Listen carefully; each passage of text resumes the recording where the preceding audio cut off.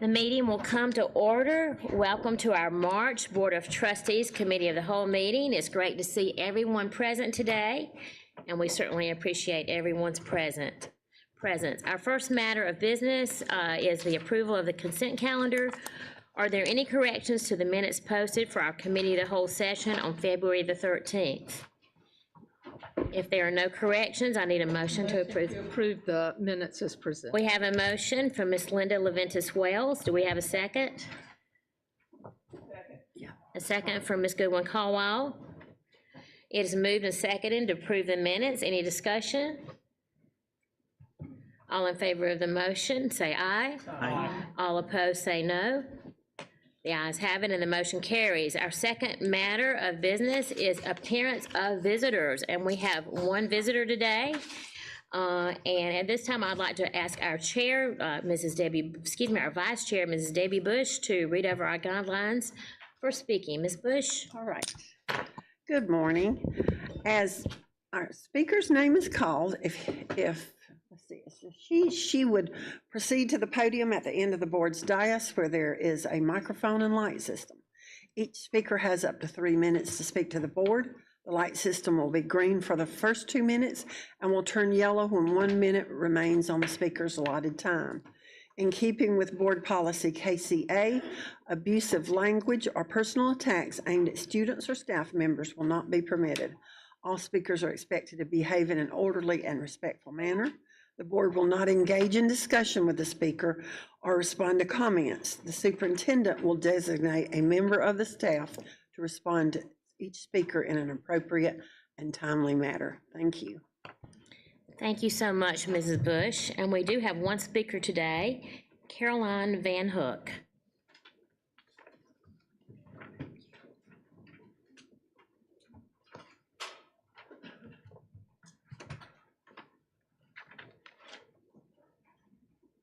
Good morning. Hope y'all are doing well today. My name is Caroline Van Hook. I'm here representing the JL Booster Club Facilities Committee. We have concerns about the quality of the athletic facilities overall within our district and the investment that our district has been able to put in our facilities. With that said, I understand that they're limited dollars and we have to fund a lot of things, not just athletics. We believe that the budget should be increased for the athletic facilities and that the capital improvements that these facilities desperately need be taken care of. For the schools and athletic complexes that have not been newly renovated, many of them have been in place since they were originally built in the 60s, and many are in need of attention. I graduated from JL Mann in 1990, and I know that our field, we did flip the stadium and do some other things, but to the grass itself, it, has pretty well been status quo.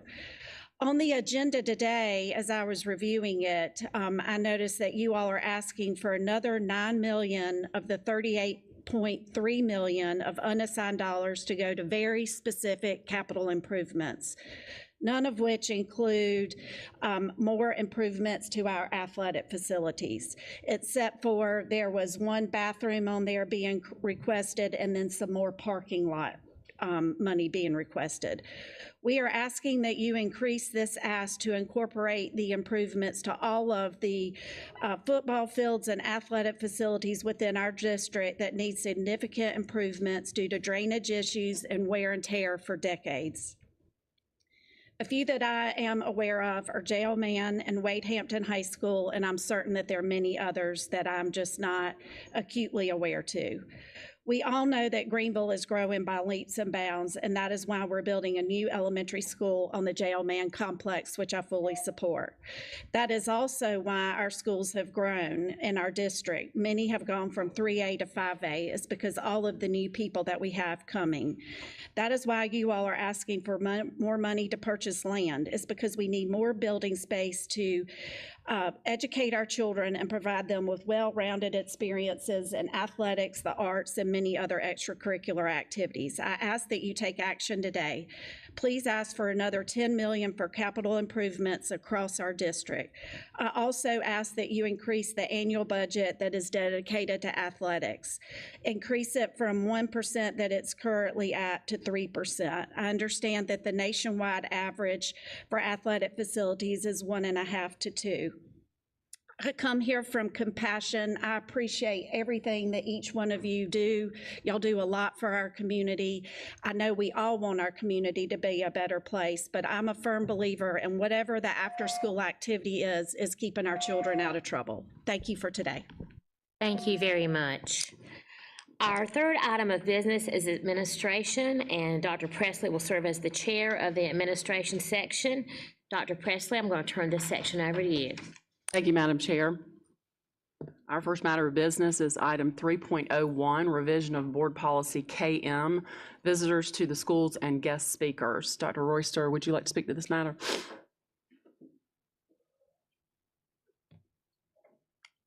Thank you, Dr. Presley. This item comes forward based on input and suggestion from members of the Board of Trustees to provide clarity and direction to school principals for the utilization of guest speakers in the schools, to set parameters in accord with other aspects of our existing policy around instruction, to provide them with guidance as to the oversight of the inclusion of those speakers. I believe it strikes a balance between recognizing that they have an incredible amount of responsibility and task on their plate already, but to provide them some direction in when they need to look and particularly focus on speakers coming in, and gives them support in how they address that to ensure that they are in accord with all the aspects of our various policies governing instruction and non-instructional activities. Mr. Webb, did you want to add to that before you present the policy? No, I think you covered it, and happy to answer any questions that you might have regarding the verbiage and additions to the policy. We have a recommendation or a recommended motion from the administration to approve the revisions to board policy KM as presented. I need a maker of the motion. Dr. Presley, I make a motion to approve as presented. Thank you. Dr. Stiles? Second. Ms. Doolin? We have a motion and a second. Or is there any discussion? Mr. Cochran? Thank you.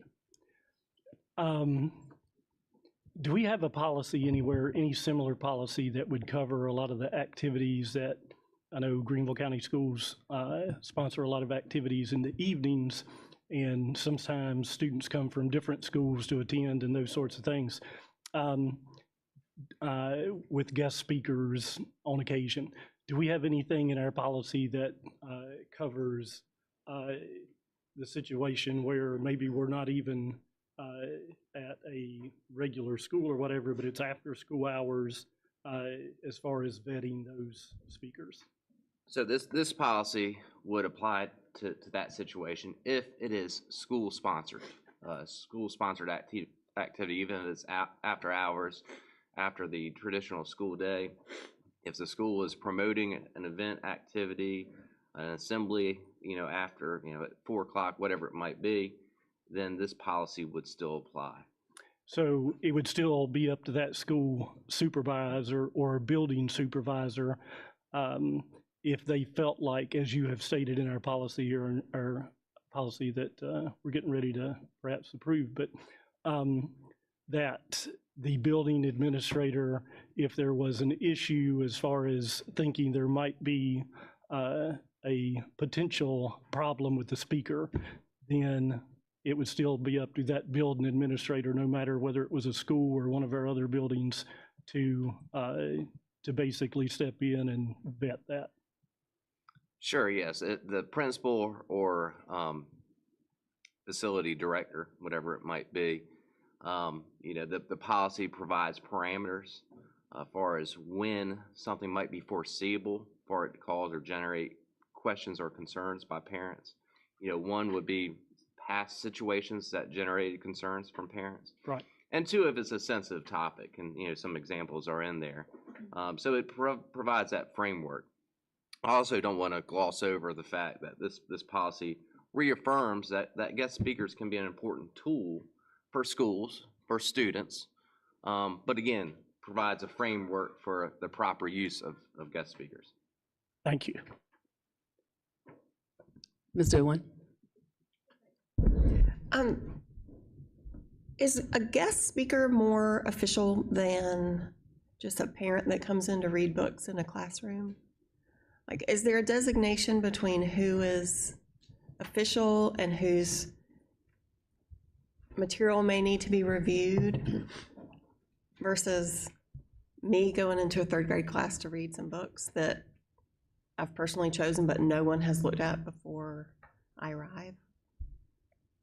So in reviewing policies, and I looked throughout the state, throughout the country, when drafting this this revision, I looked at definitions, and other policies throughout the country never really define what a guest speaker is. I think there's a little bit of flexibility in what a guest speaker is, but I do think it's someone who is invited to speak to students, and again, within the certain parameters, need to be tied into the school's curriculum.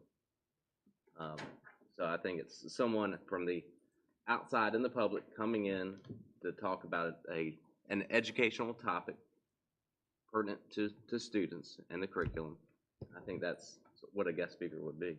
So not like, reading week when Dr. Royster, I know you went and read with the classroom, I saw the pictures. Like, he would not need to get his book approved by the principal beforehand? Or, My book from the principal. well, that's different if the principal gives it to you, I guess. That's great. I mean, a lot of times schools will have books available for parents to come in to read. A lot of times parents will bring their own book, but will inform the teacher of what the book is. I just didn't know if a parent coming to read was the same as someone who's coming to give an official presentation to students. I mean, I do think there's a difference between the two. I do. 'Cause that being said, if something's foreseeable about a parent coming in and they're bringing something that might not be within the parameters of the curriculum for the school district, then certainly the principal, teacher working together could talk to that parent and resolve the situation. I mean, it just seems like it would be a lot of work for the principal to have to review everything, and I wonder if the principal could also have a designee, like an assistant principal, or could the teacher count as having reviewed? Can we request to extend for 5 minutes? So that is certainly a concern that we talked about at length. District leadership, talking to some board members, we wanted to strike that balance, make sure that schools, and specifically principals, were not overwhelmed or overburdened by this. And, I think this does strike that balance as far as providing a framework of when a principal is required and should review something. And I do think it ultimately falls with that principal to make sure that those materials are appropriate. So, that's something that, we might want to put this in place, and then if something needs to be added down the road, perhaps. But I do think, at this point, from my perspective, this strikes that balance. Okay. If you're reading at an elementary school, most people read from a book provided by the school. Usually the protocol is you go down to the library and they've got a whole bunch of books laid out. And you pick one, or you can say to them, well, pick one for me that, the students like. Or a lot of times what I'll say to them is, pick one that you believe they've not read before, or it's not been read to them. At some point, somebody at the school, that could be, in a lot of cases, those things are coordinated by the media specialist, some cases by a teacher or their instructional coach. You'd want at least some vetting beyond not rising to the level of the principal, that the book is appropriate, instructionally appropriate. Or you don't want somebody in there reading a book for 8th graders to a 4th grade class. Not instructionally appropriate.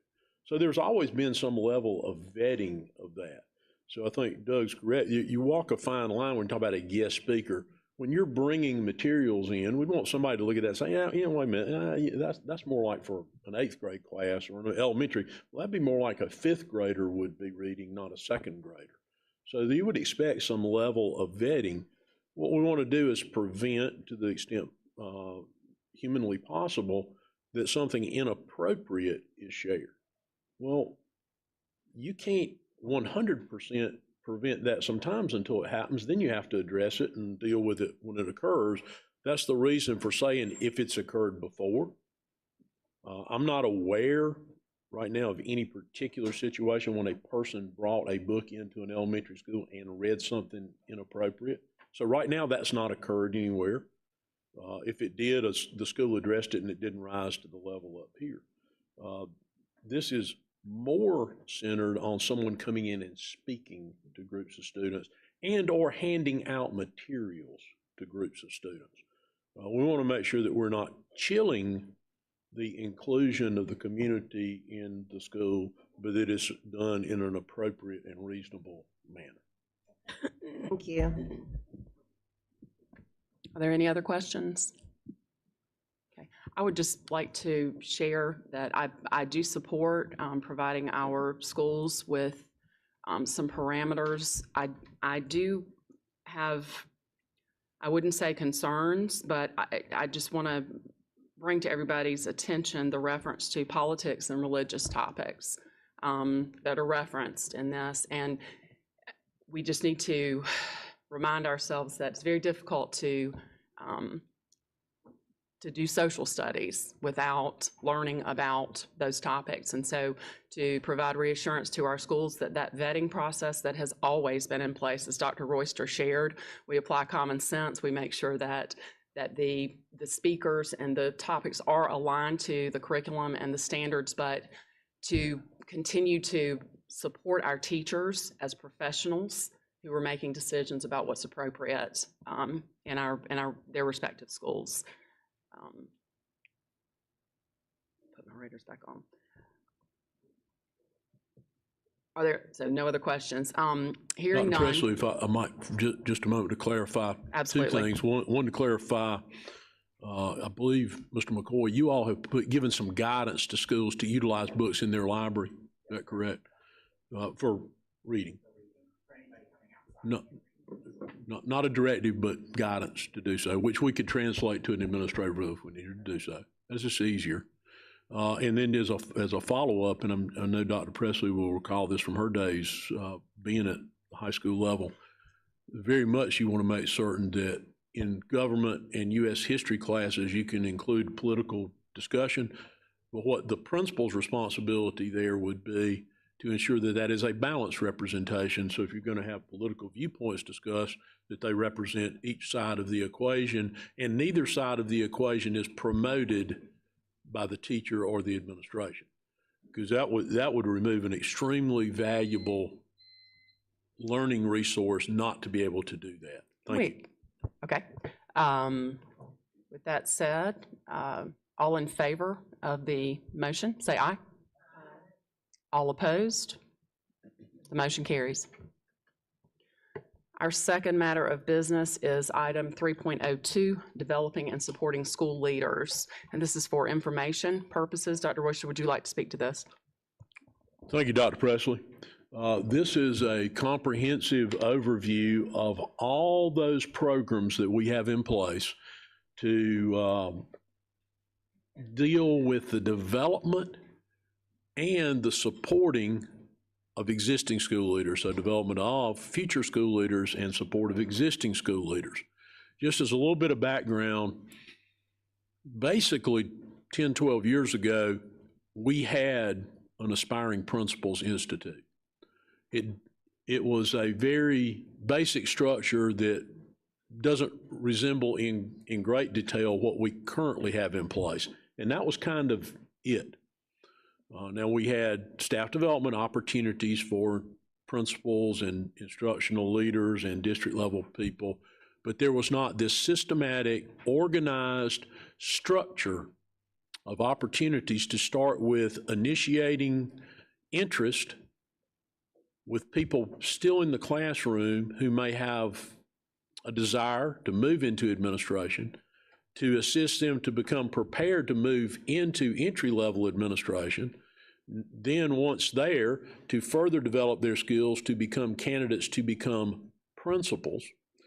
In our latest, of course, we do ongoing development with those principals, Then our latest development is to work with the training, further development of individuals at the school level or at lower level tiers of leadership at the district to better prepare them to move into positions of district leadership.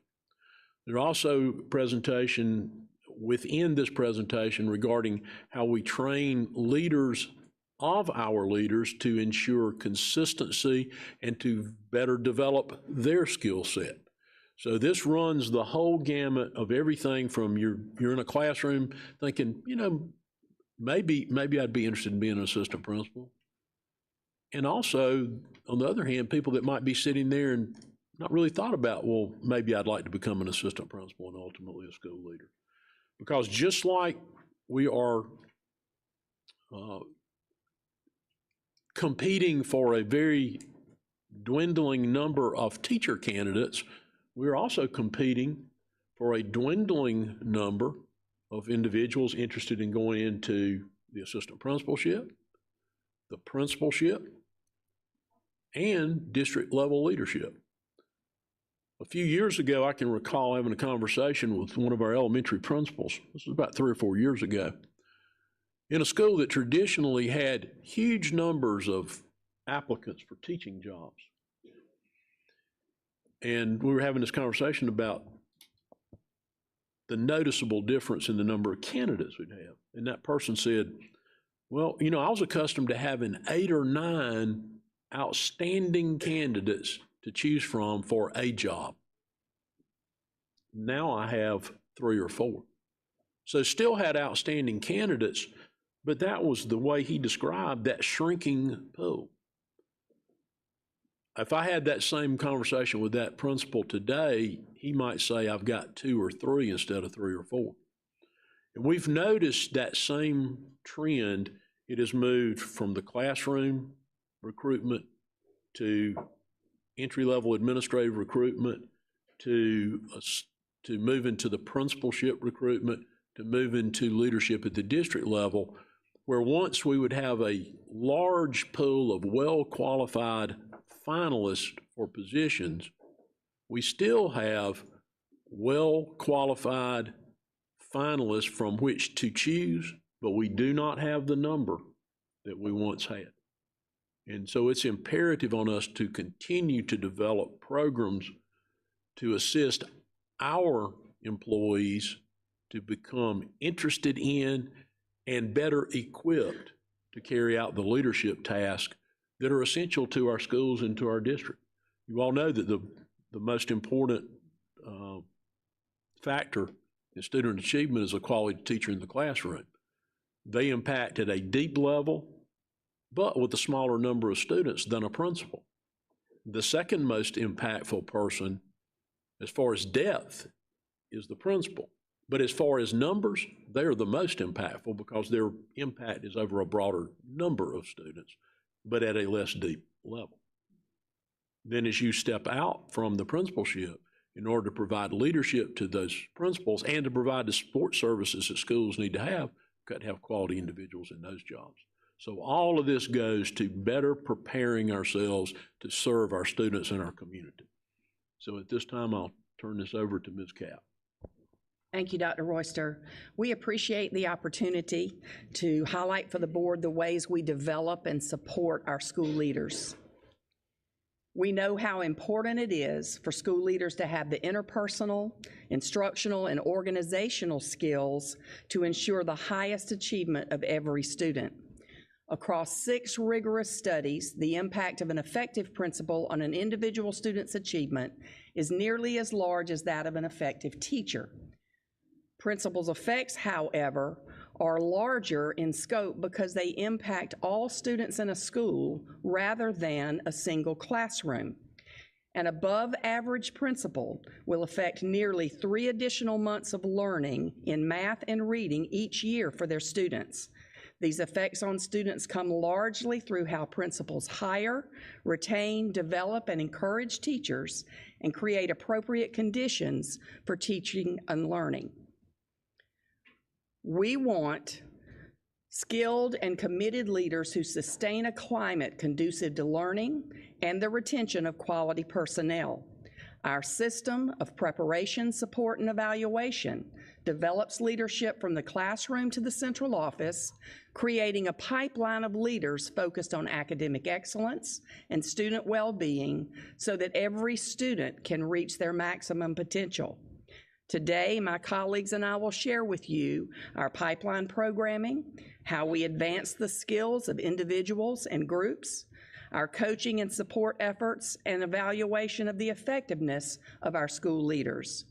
We want all to have a common understanding of our investment to see that every school benefits from a leader who can sustain commitment to common goals and positive impact on every learner. The leaders we want in our schools will see to it that all students graduate college or career ready. They will lead high levels of learning with high expectations, continually improving student achievement, providing a safe and positive school environment, retaining quality personnel, supporting growth and developing leadership, involving families and community resources. The programming that follows is focused on these capacities. The Greenville County Schools Leader Academy is a principal pipeline continuum that prepares, supports, and advances the skills of leaders from the classroom to the central office.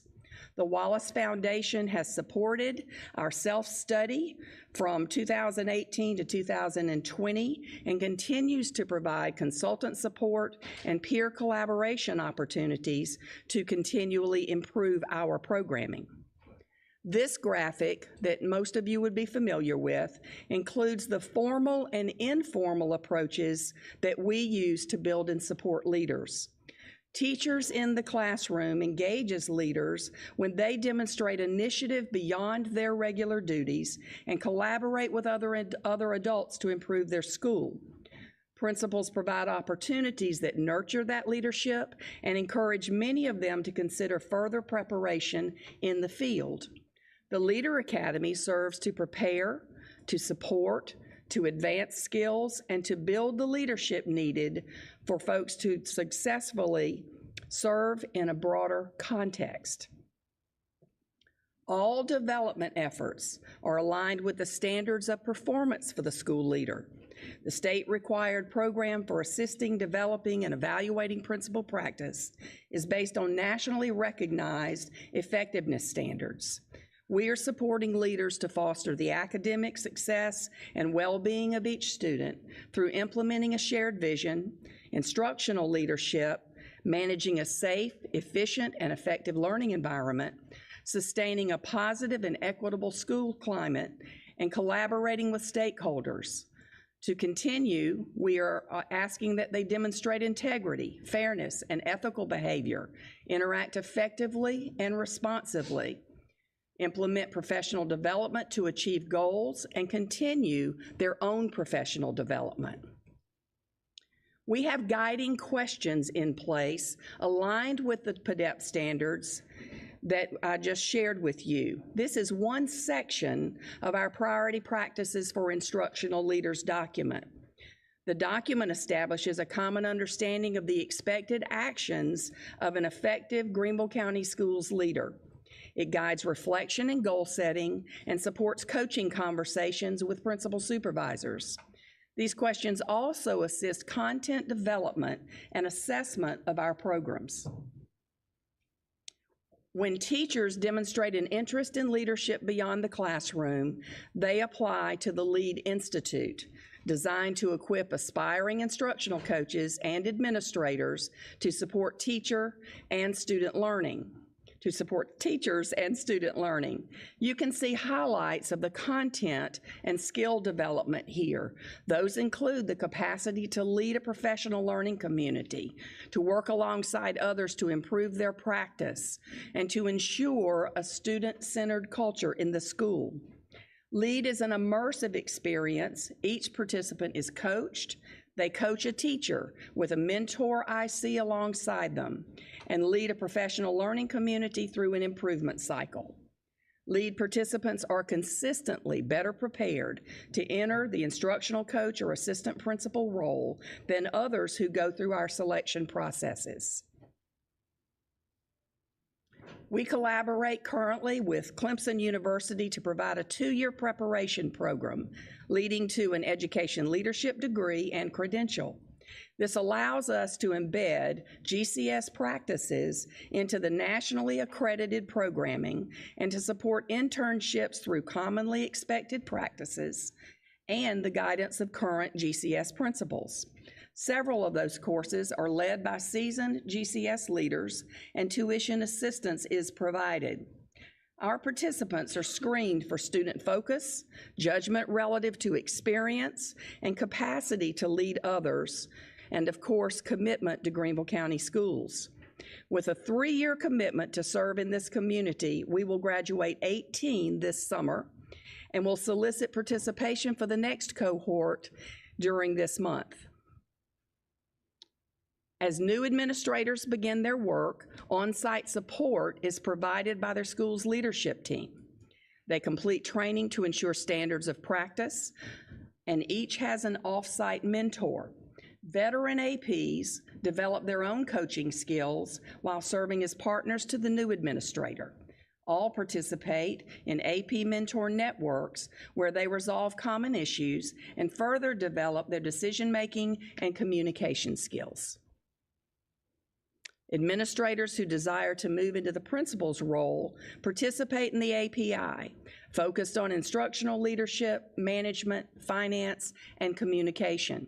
Sitting principals and department personnel support this training, and principal supervisors serve as advisors, providing feedback and support for long-term planning. Roughly half of aspiring Principal Institute participants have already moved to the principalship, and 82% of those promoted from assistant principal in this district were API graduates. First year and new to Greenville County school principals engage in a year-long program of orientation, professional development, and support to build operational and instructional leadership.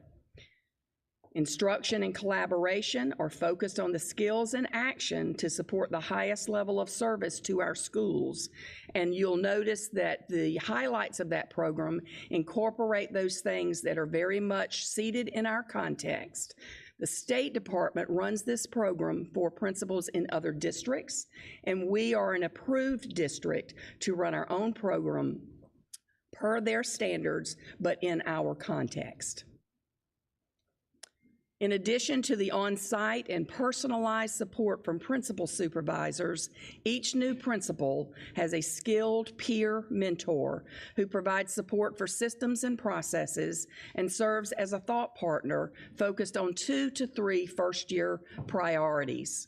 Mentors in networks focus their conversation around the skills and behaviors to positively impact school culture and student learning, and the mentors themselves continue to develop their leadership to work with peers and to serve at a higher level. All those who supervise school leaders participate in the AASA National Principal Supervisor Academy. In 2017, Greenville began the effort to ensure standards of practice for this role and to focus on a teaching and coaching approach to supervision that builds capacity in school principals. The University of Washington Center for Educational Leadership conducted on-site training for the GCS instructional leadership team and facilitated multiple principal coaching sessions as we learned and applied new skills. Onboarding of new assistant superintendent continues to include this academy experience with national leaders across the U.S.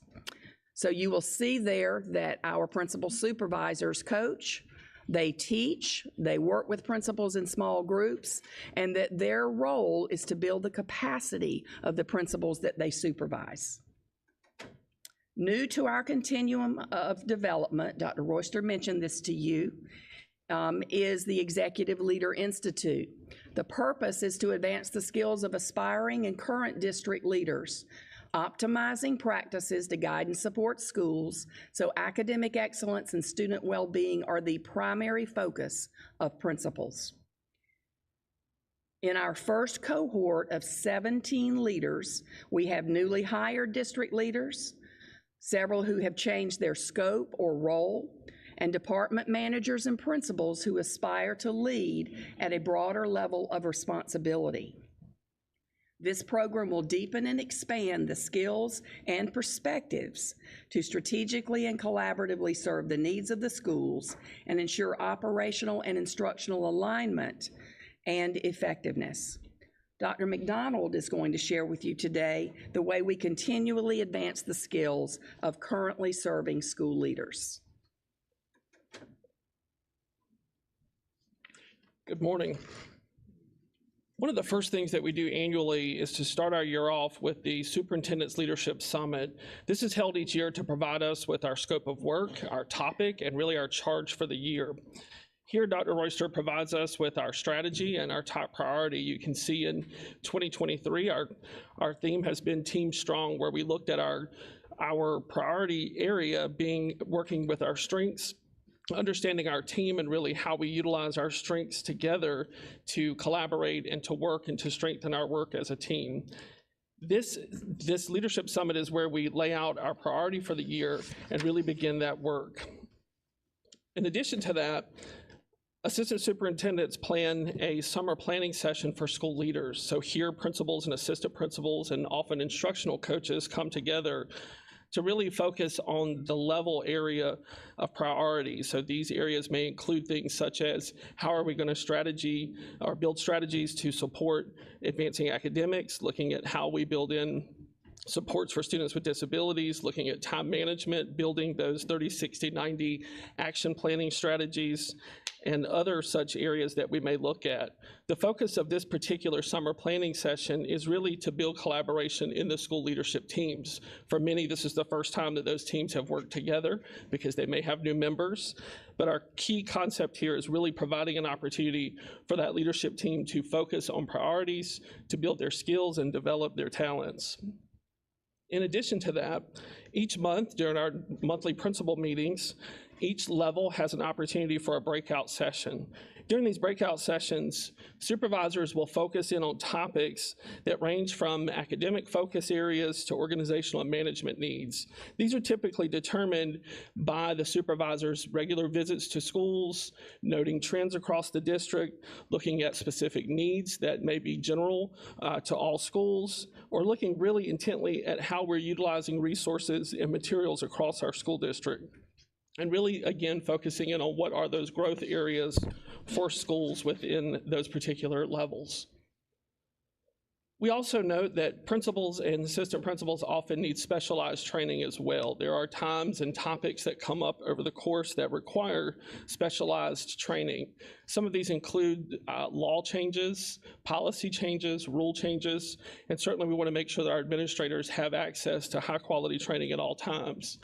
Recently, our administrators all had to undergo new Title IX training. There were some changes in the law, which required us to do some additional training. We also do things such as civil treatment for leaders, looking at changes in our evaluation system, and there's always ongoing legal training updates so that our administrators have access to the latest rules and policies within law and things that they need to be aware of. These opportunities come up often, and we try to provide as much access and resource to our administrators as possible. We also focus in on advancing the skills of our assistant principals. For many years, we've provided a number of different opportunities for our assistant administrators to have access to great professional development. Each of the level assistant superintendents provides 4 to 5 sessions per year where the assistant administrators come together to focus on sharpening their instructional leadership, their operational leadership, and their culture of their school leadership. These sessions typically offer opportunity for administrators to collaborate among different schools to allow them the opportunity to share some of those highlight activities and projects that they're working on across schools. It also allows the supervisors to really see growth and development with these administrators over time. These support sessions have been valuable in really helping coach the individual needs of some of those assistant principals who are looking to grow and advance.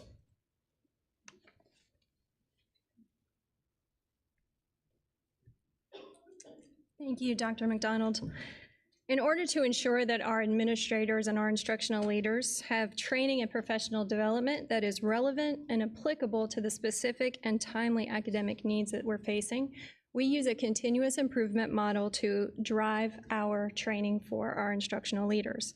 This is an ongoing and consistent framework that is responsive to the incoming data, and it creates a through line to ensure continuity for the training that we provide. As you notice here, we identify an academic focus as a collaborative team between the central office leadership team, as well as our school staff and our principals. And then that academic focus drives the training and the communication between each of those three audiences: our instructional leadership teams, our principals, and our instructional coaches. As mentioned, our principals are really the driving force behind identifying that academic focus. Each year, we meet with our advisory teams, which are made up of principal leaders, and we collaborate with them to identify the specific academic priorities that we will address throughout the year. For this current school year, our elementary academic areas are supporting high-quality Tier 1 instruction, supporting students with disabilities and multilingual learners in Tier 1, and professional learning communities. In secondary, we're focusing on high-quality Tier 1 instruction for students with disabilities and our multilingual learners. We are focusing on continued training on high-quality feedback. That is feedback that is provided directly to teachers to improve instruction. And we are continuing to work on professional learning communities. While these may be our top identified priority areas, we continue to offer professional training on multiple other content areas to make sure we are meeting the needs of all of our different principal and administrative leaders. In order to be able to ensure a consistent through line for that training and our communication, we structure our principals meetings and our instructional coach meetings, where our principals also attend, to be able to specialize and be specific with the information and training that is shared. So when we specifically look at our principals meetings, we notice that we are really focusing on more high leverage strategies. Those are very global strategies and opportunities for our principals to be able to utilize to impact the building as a whole, or to be able to coach teachers specifically. We then transition to our instructional coach in our principals meeting, where we continue those conversations, but at a different lens or a different level, where we focus primarily on the use of data or specific teacher-directed coaching opportunities or coaching cycles. We focus on classroom observations, we focus on the instructional practices or the specific strand data or standard data to be able to improve instruction for all students. At this time, Ms. Bird will continue to share with us how we continue to support our leaders. Good morning. Principal supervisors provide individual coaching and support for leader growth in our district.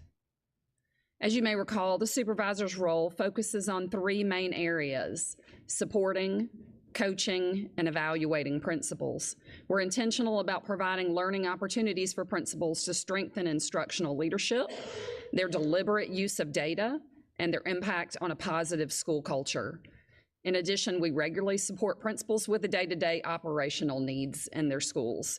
The graphic shown at the bottom of this slide depicts the coordinated efforts to involve multiple levels of our organization to directly impact our students in a positive way.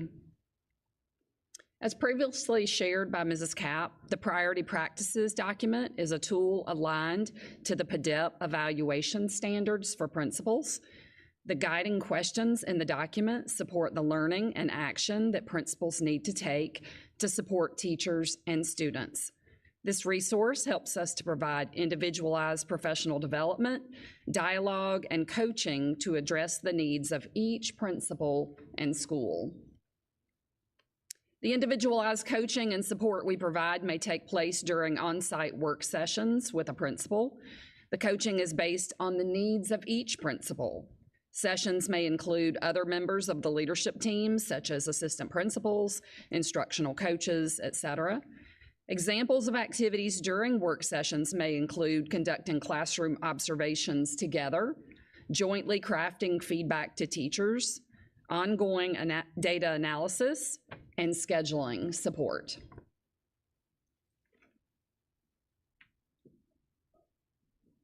Good morning. There are multiple factors that we think about that help to inform the support of school leaders. These factors include, but are not limited to, observation and discussion in school visits, determined academic and leadership priorities, community needs, programmatic needs and support, feedback from departments, and surveys. The Upbeat Teacher Survey is one resource that we use to assess the support of the professional growth of leaders. The survey measures different aspects of the work environment that research has shown to influence teacher retention in schools. In reviewing the Upbeat Teacher Survey results, we pay close attention to those areas within the principal's circle of control, those areas in which the principal has direct influence over. Some of those areas are highlighted: parent-teacher communication, principal and teacher trust, instructional leadership, appreciation, collaboration, resources and facilities are just a few of those areas that we would consider to be within the principal's circle of control. Every principal meets with an Upbeat coach, and the principal develops a plan based on the survey results. Principals also meet with their supervisor to review Upbeat goals and strategies for improvement, again in the areas in which are in their circle of control. The graphic illustrates what the improvement cycle looks like, and it is a continuous cycle that is done throughout the school year. The Upbeat Teacher survey results are used to benchmark our survey results. Principals meet with an experienced school leader who are coaches for Upbeat. They analyze the results and trends, and then they consider ways to enhance the culture of their schools. Principals also solicit feedback from their teachers on the actions that will best support the school environment and the areas of focus, and they craft a plan for appropriate action. Mr. Williams is going to talk to you a little bit more about some personalized support.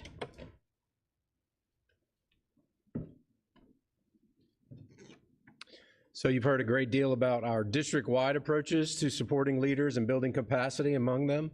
We also provide more personalized support to our current building leaders, both principals, assistant principals, directors, and assistant directors, based on a couple of factors.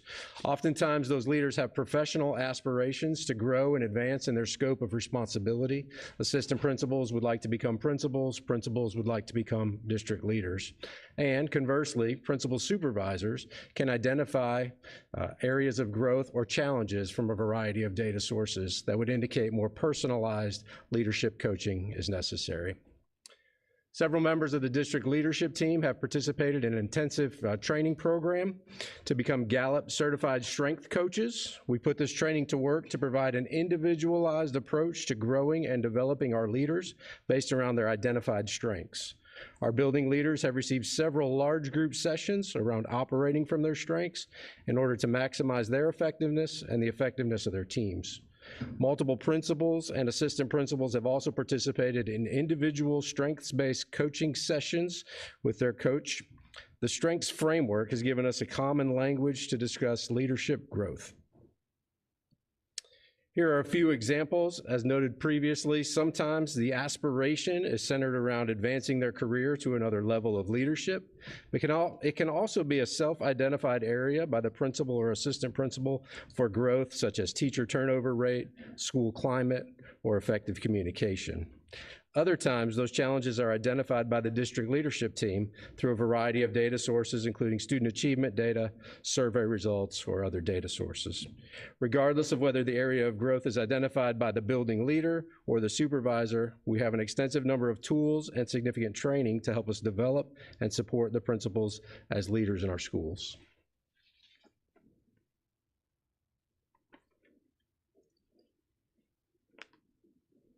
And finally, this morning, we share with you how we assess leadership for supporting both professional growth and development, as well as providing feedback to our school leaders. We use a performance evaluation method that is both purposeful and provides us with the intended results that we hope to get when we're working with our school leaders. Our goal is always to support an employee's continuous growth and development by monitoring, analyzing, and applying pertinent data with actionable feedback. All the work that we've shared this morning is centered around and focused on providing feedback with a goal-driven approach to maintain high-powered results. We are, of course, required by state and your policy to provide performance evaluation to our employees, and certainly that would apply to both our principals and assistant principals. In South Carolina, principals are evaluated using the PDEP performance standards. There are 9 standards in the Program for Assisting, Developing, and Evaluating Principal Performance, so that's what PDEP stands for. These are the 9 standards for assessing principal performance. We use the same 9 standards to assess our assistant principal administrators as well. These look at things from our vision to instructional leadership to effective management, all the way down to how the principal develops their own professional development as well.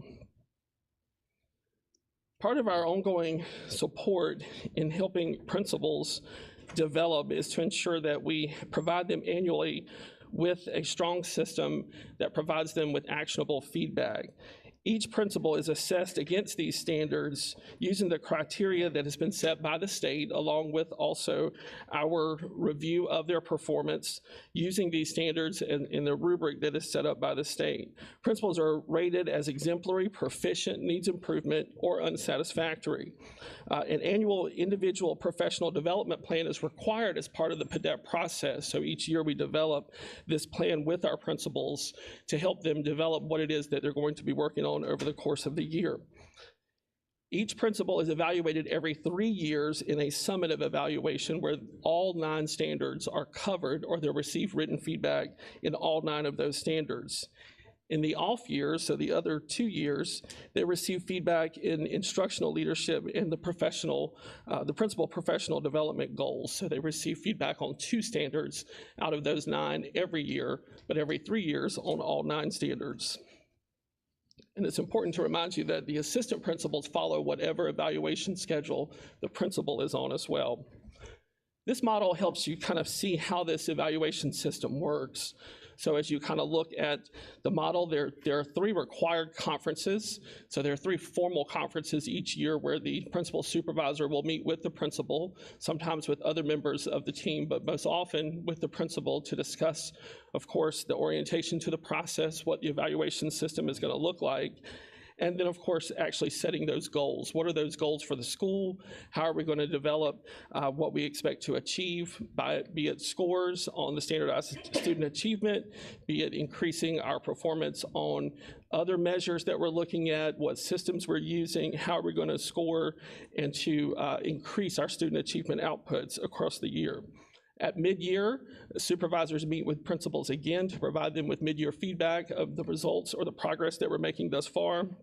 And then, of course, at the end of the year, there's another conference time where supervisors meet with principals to provide that final feedback and to provide them with the results of their evaluation. Throughout the course of the year, the process does require ongoing observation, coaching, and reflection. It's important to note that obviously as the course of the year, as supervisors are evaluating principals, that we're looking at being very involved with the principal, understanding what they're working on, also looking at multiple areas for feedback, so accepting feedback from folks who work with the principal across the district, looking at how they're being responsive to their community needs, looking at how they're being responsive to the data and what things are being provided to the principal. Sometimes it's necessary to look at improvement measures for principals and for school leaders. And when an improvement plan has to be created, this is a joint process. This is created, of course, between the principal supervisor and the principal. That plan is developed to address deficiencies that may exist or to help support some of the areas that we learned that may be challenges for that leader or areas that we would like to see improved in that school or school community. This information comes from a variety of sources, so we look at a lot of different data sets, looking at student achievement, looking at community input, looking at feedback, lots of different, we call multiple measures to look at how we would determine the need for improvement or continued support for a principal. This gives you an idea that based on the evaluation system, there's a needs improvement rating of 2 or more standards or an unsatisfactory rating.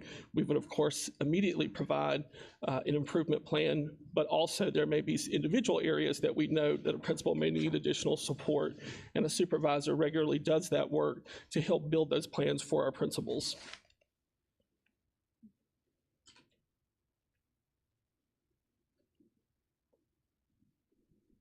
To close, our system of preparation, selection, support, and evaluation develops committed leaders focused on academic excellence and student well-being.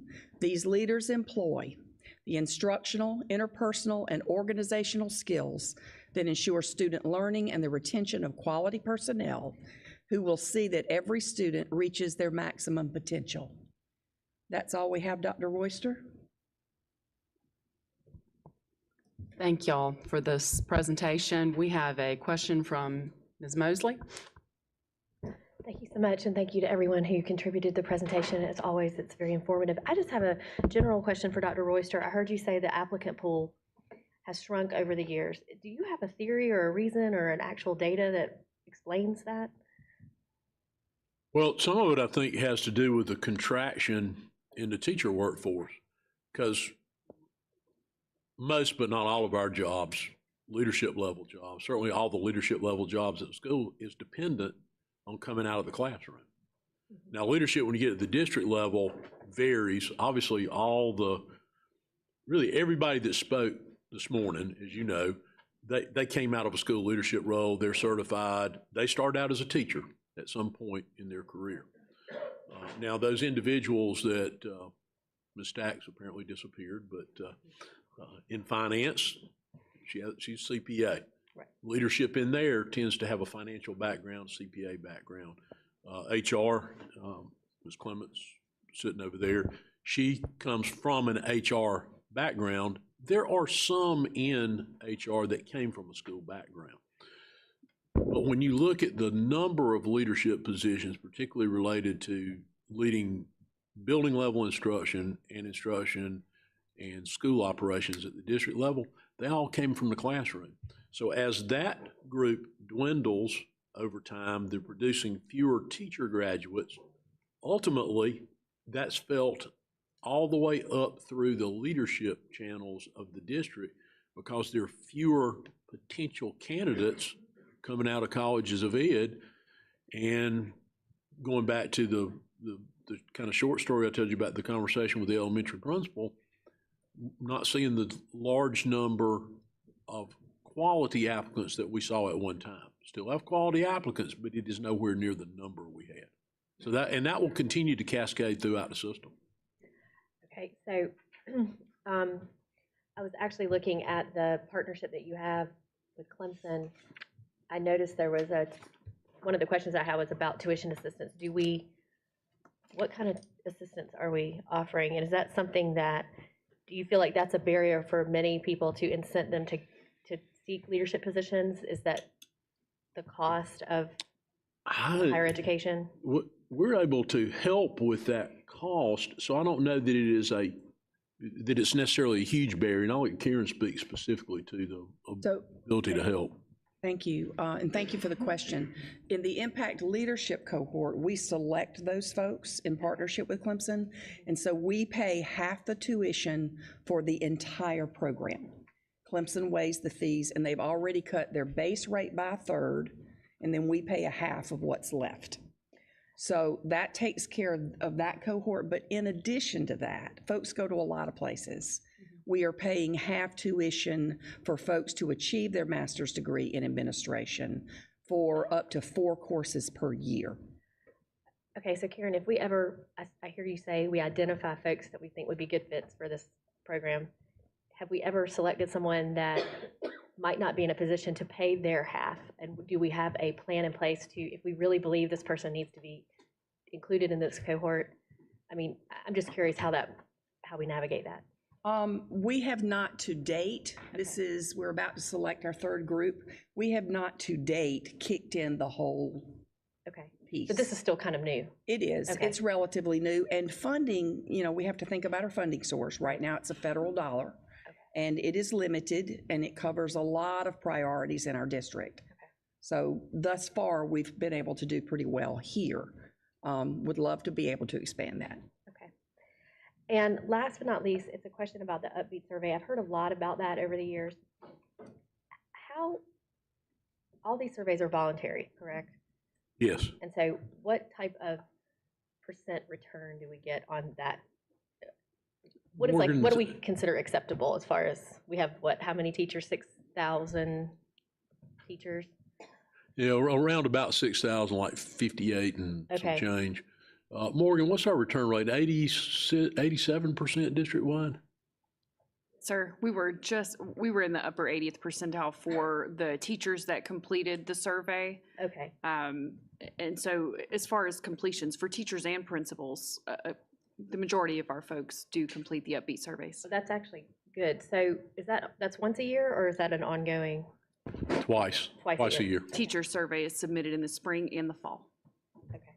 Which gives the principal and then their supervisors some actionable data. So if it looks this way in the fall, there are things they can work with that principal on to try to show improvement till the spring. Then they also will do a comparison with the experienced principals from fall last year to fall this year, and spring this year to spring last year. So it gives them an in-year comparison, and it gives them a previous year at the same time comparison. Okay. So if we felt like a principal or let's just say any leader needed improvement, I understood, I believe it's Dr. McDonald, to say they had to, I guess, need If you can go back like to the. two category, they had to meet areas of improvement in two category, or maybe. They have to have the lowest rating in one category. Okay. Or low rating in two. Not the lowest, but low rating in two. Okay. And the problems that would be identified that would cause somebody to be put on an improvement plan would fall easily in one of those areas if they were unsatisfactory in that area. So if we consistently see an area of improvement that's not being improved, how many years or cycles or whatever do we give someone an opportunity to improve in something before we might decide that's not the best fit for them? It depends on the reason. Okay. And to your point, whether they are showing incremental improvement. Some people, it may be a very short term. Others, it might be a couple of years. Okay. Maybe three if they're showing some improvement. Okay. Again, it depends on what it's for. If that improvement's not occurring in instruction, and then we have put the supports in there, we talk about focus school process, if those things, once we put the focus school framework in place and we begin to pull back out, and it's the principal evidence is they can't keep that framework going, they'll come out pretty quickly. Okay. All this excludes defining, people can have a defining moment, and that has nothing to do with evaluation. Right. All right. So it's very situational, but some of them quickly reach a point where they're coached to a different opportunity. Some may have a little longer time, again, depending on the nature of the strength we're trying to build and the direct or indirect impact on student achievement. Okay. If that makes sense. Yes, it does. Thank you so much. Thank you, Dr. Presley. Ms. Goodwin-Caldwell. Thank you for this presentation. Karen, I'm looking at the LEAD program. I know you said something about helping. Do we help our teachers get their master's degree? Because with this LEAD program, they have to have the master's degree to get in it. So do we have, you had mentioned something about helping them, because somebody with a bachelor's degree cannot apply for this. But if we see they have leadership skills, how do we get them to that point to get the master's degree? Are we helping with that? Yes, ma'am, we are.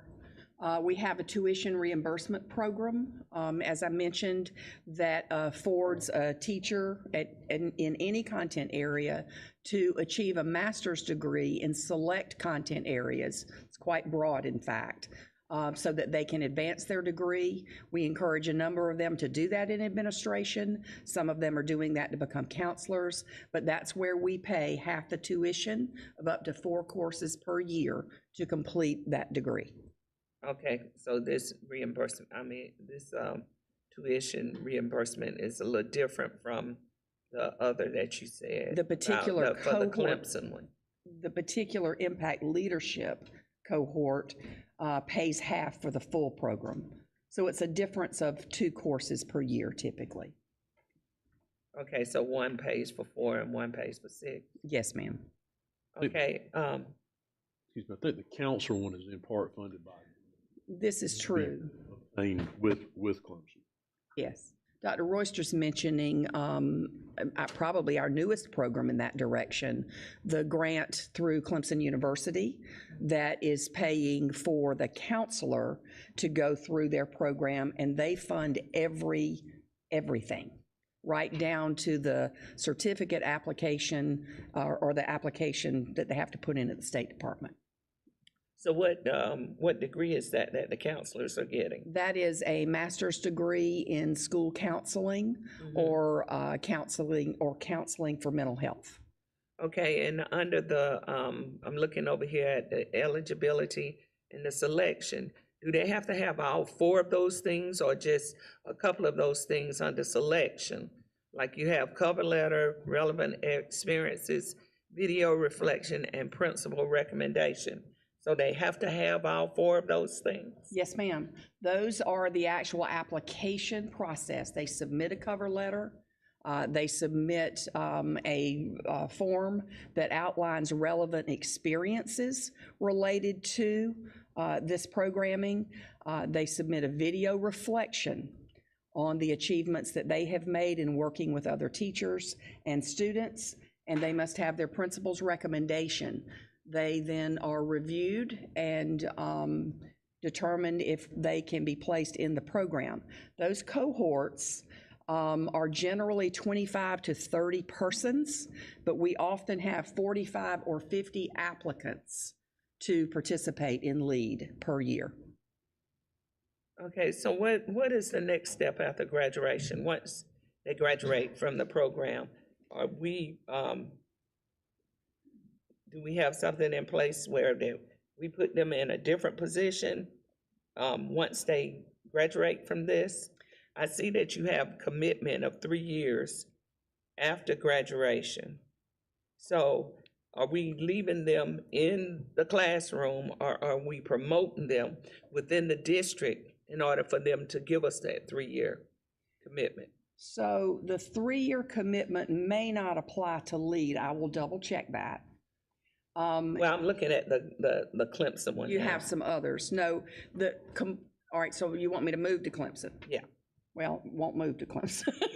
So I'll shift gears a minute for everybody. So Okay. the Impact Leadership Program requires a commitment to Greenville County Schools after completion. It does not guarantee that you will go into the AP pool, the assistant principal pool, and it does not guarantee that we will place you in an assistant principalship. So there are folks who are completing this summer who applied for the pool, the assistant principal pool, and were made eligible for consideration for vacancies that are coming open.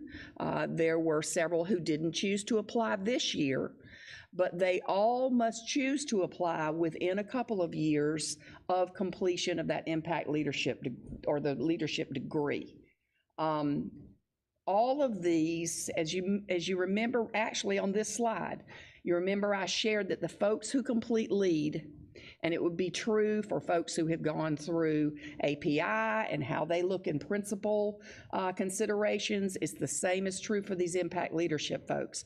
When they come to interview, whether it's for a pool or for a position, they stand out because they have been prepared in a manner that aligns to the standards specifically and also includes the context of Greenville County Schools. So it strengthens their candidacy, but it is not a guaranteed position. terms of lead, I'm gonna go back to that for a minute real quick and then I'll quit talking, but I think I can close the loop on one thing I heard from you. Lead candidates, when they finish this program, most of them will apply to become an instructional coach.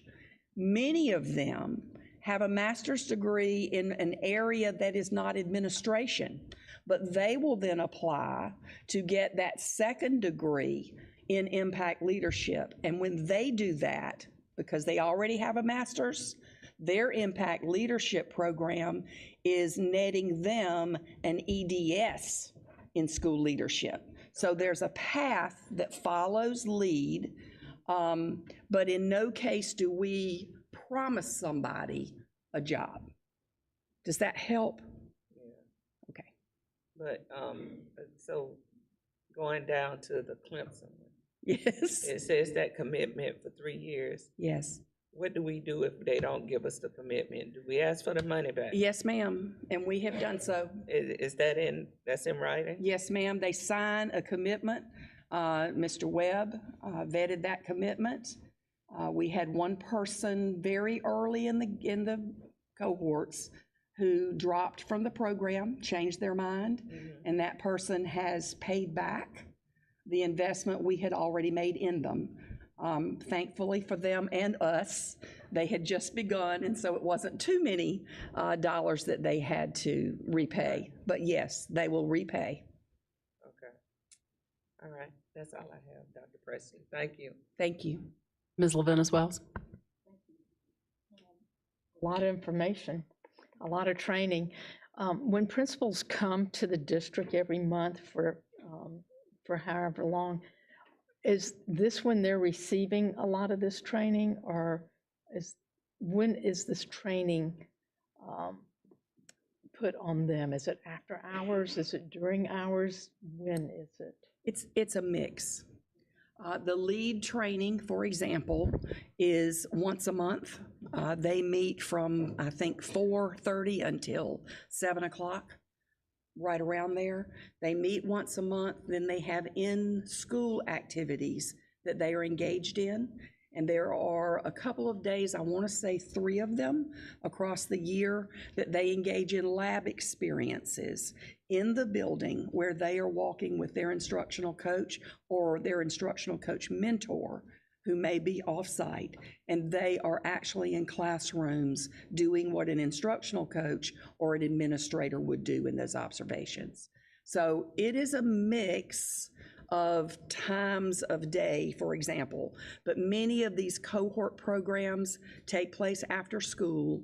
API, for example, the Aspiring Principal Institute, is after school every month, 3 to 5:30, and they have 2 days in different schools so that they shadow a different principal from their own for a day.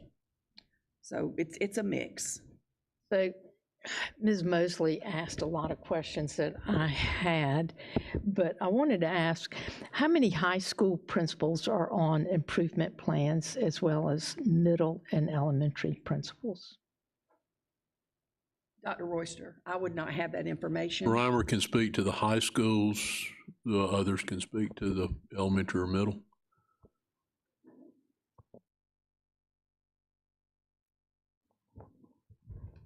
Currently 1 at high school, 1 in my group. What did he say, 1? And how long has this principal been on an improvement plan, whoever it is? I Began don't this know year. who it is. Began this year. Okay. There are also ones that were on them previous years and came off this year.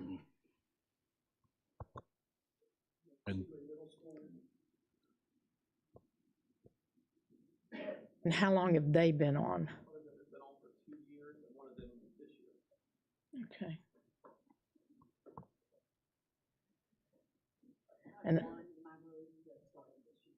1, and that's in a certain area. Okay. I have 1 that started this year and will be very successful by the end of the year.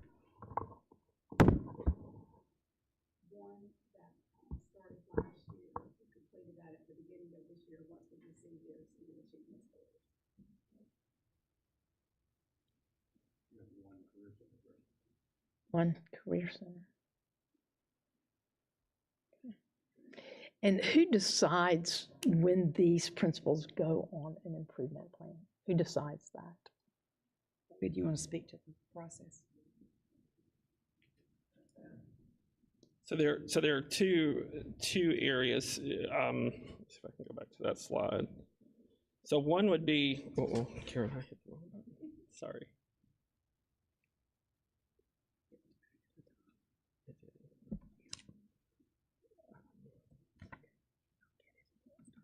So we look at two areas. First of all, the ratings piece on their PDEP evaluation annually, it would help determine that if they have several areas that are unsatisfactory.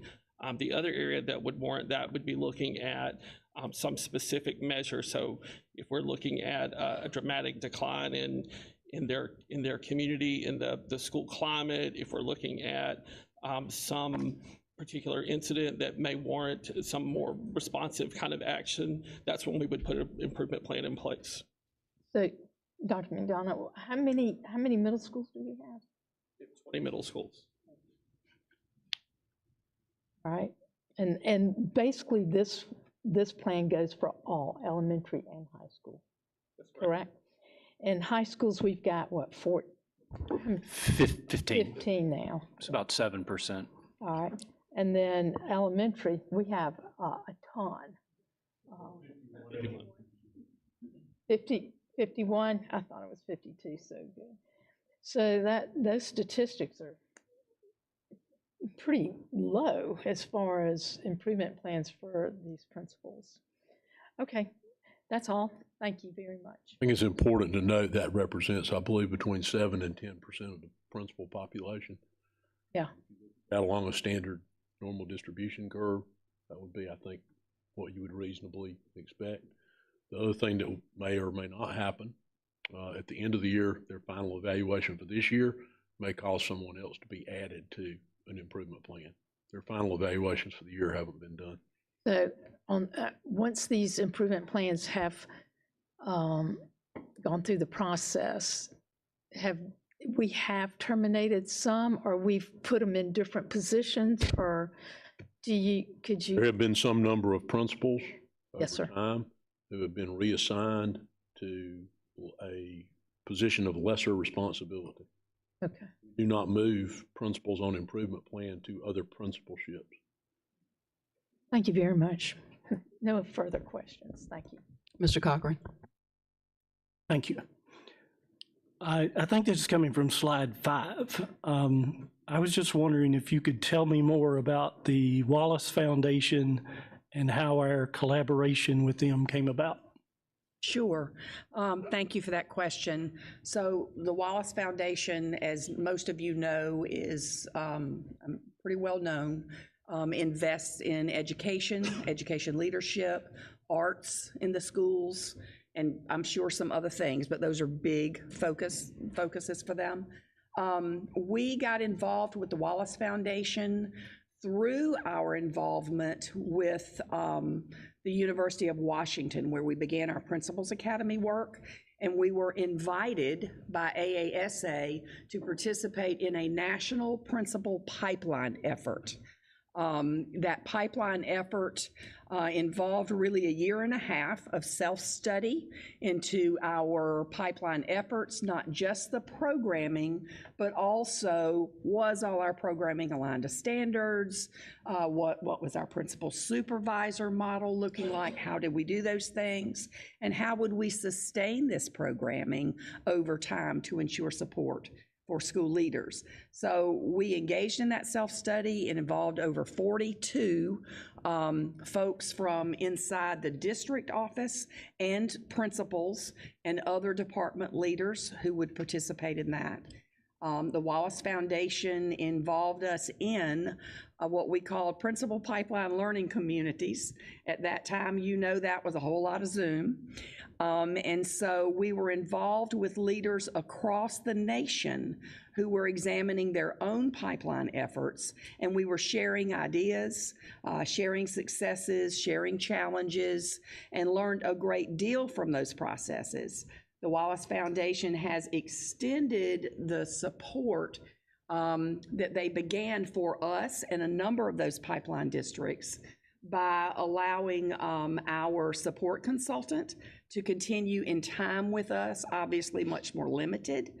And even today, in our Executive Leadership Institute, one of our support persons, Jackie Wilson, is going to be with us for 2 days in April to extend further our coaching capacity.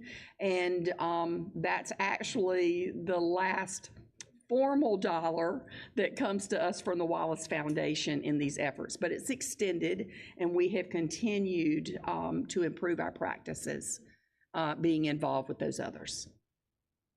Do we have any other areas other than this one we're currently speaking about to where we have a partnership with the Wallace Foundation? No, we do not, to my knowledge. What has been the financial commitment of the Wallace Foundation so far to Greenville County Schools?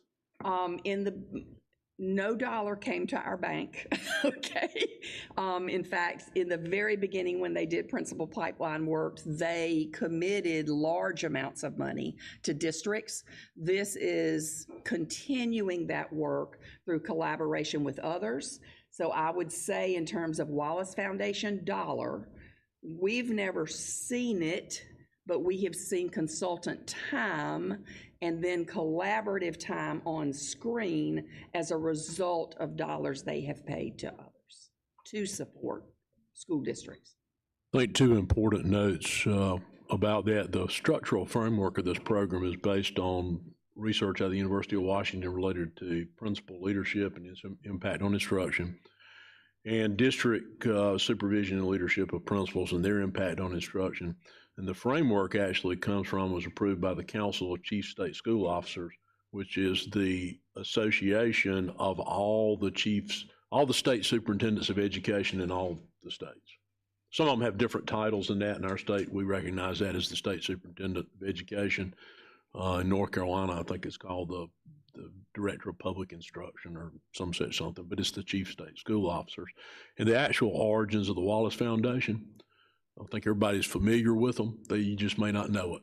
It's Reader's Digest. The Wallace family, at their passing, the matriarch and patriarch of the Wallace family, which were the founders of Reader's Digest, had a series of foundations, all of which focused on education, youth, and the arts. And they folded all of those foundations into one Wallace Foundation. Prior to that, there were multiple foundations. And obviously one of their centers being education and one being youth, they have invested significant dollars for many years in developing school leaders and doing things for school, developing teachers and that sort of thing. That's some of the history of the foundation. My other question actually comes from slide 25.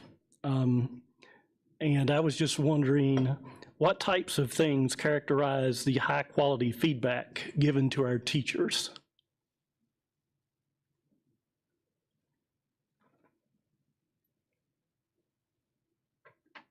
Thank you for that question. When we are working with principals on offering feedback that is specific to instructional practices, we are primarily working off our instructional protocols, which are provided to our teachers, and that contains a section for different components, assessment, curriculum and planning, instructional delivery, classroom environment. And so the feedback is specific to those components as well as the standards-based instruction. Thank you. Thanks, Ms. Presley, that's all. Dr. Stiles? Thank you so much, and thank you to each and every one of you today who presented. Developing and supporting school leaders, I think, is one of the most important things that we do. To me, that's a priority of our work. And I really appreciate, Dr. Royster, you as well, all the work that you're putting into this area. And just to add focus to that, I was moved by the second slide with this research statement, and I want to say this out loud because it's so profound. An above-average principal affects an additional 2.9 months of math learning and 2.7 months of reading learning each year for students in their school. And if our district is really, I know we're focused on student success, that's one of our #1 goals in the strategic plan. And focusing on that goal, it is imperative that we must have the best and brightest principals. And in doing that, we must develop them. So thank you so much for their efforts. And I hope this will continue to be an ongoing priority and that we'll continue to strive to do everything that we can so that every school has a quality, effective principal. Thank you. Thank you, Dr. Stiles. If I might, one closing comment, because we spent a fair amount of time talking about improvement plans.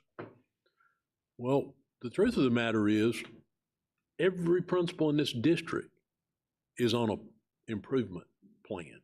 When we say improvement plan in quotes, that's a formal document that could be leading out the door.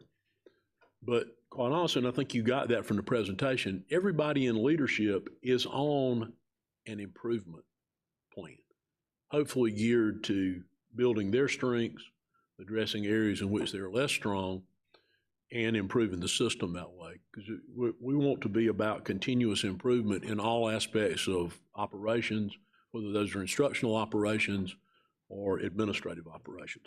So thank you all. Are there any other questions? All right, Madam Chair, I'll turn it back over to you. Thank you, Dr. Presley. Thank you so much for leading that section. And also, again, once again, thank you to Mrs. Capp, Ms. Byrd, Ms. Lewis, Dr. McDonald, and Dr. Stevens, and Mr. Williams. We appreciate your work. Our next matter of business is building and grounds, and Mr. Cochran will serve as the chair of this section. Mr. Cochran, I'm going to turn the floor over to you at this time. Thank you, Madam Chairman. Our first matter of business is item 4.01, which is the Facilities Project Report. This item is for information only. Dr. Royster, would you like to speak concerning this item? Thank you, Mr. Cochran. Simply to bring note to one change, I believe it was requested at a previous committee of the whole. For the large projects, we've placed the budget amount for those projects underneath them. So the additions, the new elementary construction, the project for those shows the dollar amount. And I believe we now have a certificate of occupancy on all the weight rooms. Is that correct, Colonel? That is correct, sir. And that's reflected in there. So I believe that's the only two changes. Thank you. Glad to answer any question anyone has. Does anyone have any questions? Ms. Doolin? Thank you.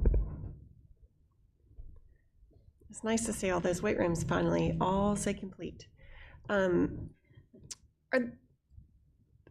there any updates to scoreboards happening soon? I know that the security department is in the process of replacing a number of those, but I don't know where and what the status of that would be. We'd have to get that information for you.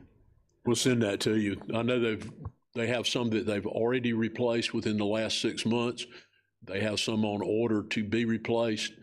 They've got a replacement cycle for those. If there are some that are currently not in working order, would those come to the top of the cycle? The first thing, can they be repaired, which we want to do that. We make that attempt first.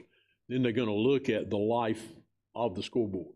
Is it approaching its reasonable, useful life? If it is, then they're going to replace that. But their whole replacement cycle, just like all the other replacement cycles, is based on the estimated useful life of the system.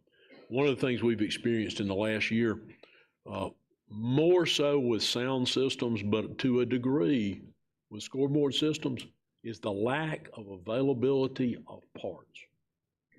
So we've had to do some makeshift repairs or temporary solutions, particularly with sound systems in, I don't even know how many stadiums, maybe 4 or 5, Philip, because we couldn't get the component parts. And if you can't get the component replacement parts, that also is a lot of times an indicator you have difficulty with ship time on total new systems.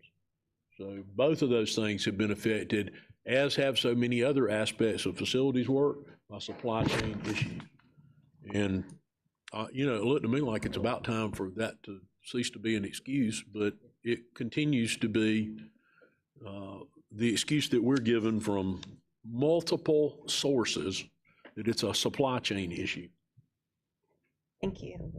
Thank you. Any other questions? Okay, hearing none, we will move on to item 4.02. Item 4.02 is our long-range facilities plan capital improvement program. We have 2 different recommendations coming from the administration related to this item. The first recommendation coming from the administration is to approve the March 2024 long-range facilities plan and capital improvement program as presented and outlined in the long-range facilities plan capital improvement document. Do we have a maker of the motion? Ms. Goodwin Caldwell. Motion to approve the March 2024 Long-Range Facilities Plan and Capital Improvement Program as presented and outlined in the LRFP CIP document. Second. Thank you. So we have a motion and a second. Any discussion? Mr. Cochran, if I might. Yes, sir. My fault. If it pleases the board, I would present simply a summary, since you all spent several hours at that long-range facility plan workshop, so as not to go back through the entire thing. What you have in front of you, and you can reference it in your board materials, because sometimes I struggle to read at this distance, and some of you may have some similar challenges, particularly reading the smaller numbers. But basically what you have in front of you is a summary of that motion. 26. So the important components of this does not include any tax increase. It accelerates the occupancy date for 3 projects. It moves Bryson Middle School to occupancy of August 29. It moves Fountain Inn K-8 to August of 27. For the first one, that's moving it up by 1 year. For the second one, it's moving it up by 2 years. It moves the Ralph Chandler addition from August of 29 to August of 27. Again, reflecting our intent to, as quickly as possible, address the rapid growth in that area. It moves the Tanglewood Middle addition tentatively out 7 years based on the current reduced enrollment at that school and the projected continued enrollment decline, at least for the foreseeable future. It also adds a culinary arts building to house all food and nutrition services operations, including a training center for that purpose on the grounds of MT Anderson. That project to be paid initially 1/2 from the food service fund balance, which is very restricted in how it may be used, and advancing the remainder of the project from the capital budget to be paid back by food service future revenue fund balance in the next 10 years. It also includes continuation of the LED lighting project by increasing that budget by $8 million so that we can finish out total replacement of existing lighting with LED lights, which provides greater clarity of light, greater foot candles of lighting, and does so at a reduced cost. It includes construction for additional school parking, site acquisition for future school sites, and site acquisition for expanding high school parking. And as we mentioned in the long-range facility plan, capital improvement budget, our enterprise software, which does all of the financial and HR operations system-wide, is, I believe, around about 13 years old, 14 years old or more. We need to replace it. It is no longer, certainly no longer state-of-the-art. In fact, we're having trouble keeping it running as it should run. So the first set-aside for that replacement is included in here by setting aside $11.5 million from fund balance. That will not pay for an entire ERP system, but that's the beginning of setting aside an amount sufficient to ultimately replace it in the next 2 to 4 years. The recommendation comes, again, without any increase to taxes, and recommends transferring $38.395 million of unassigned general fund balance to the building fund and $9 million in building fund interest earnings to fund the CIP as presented.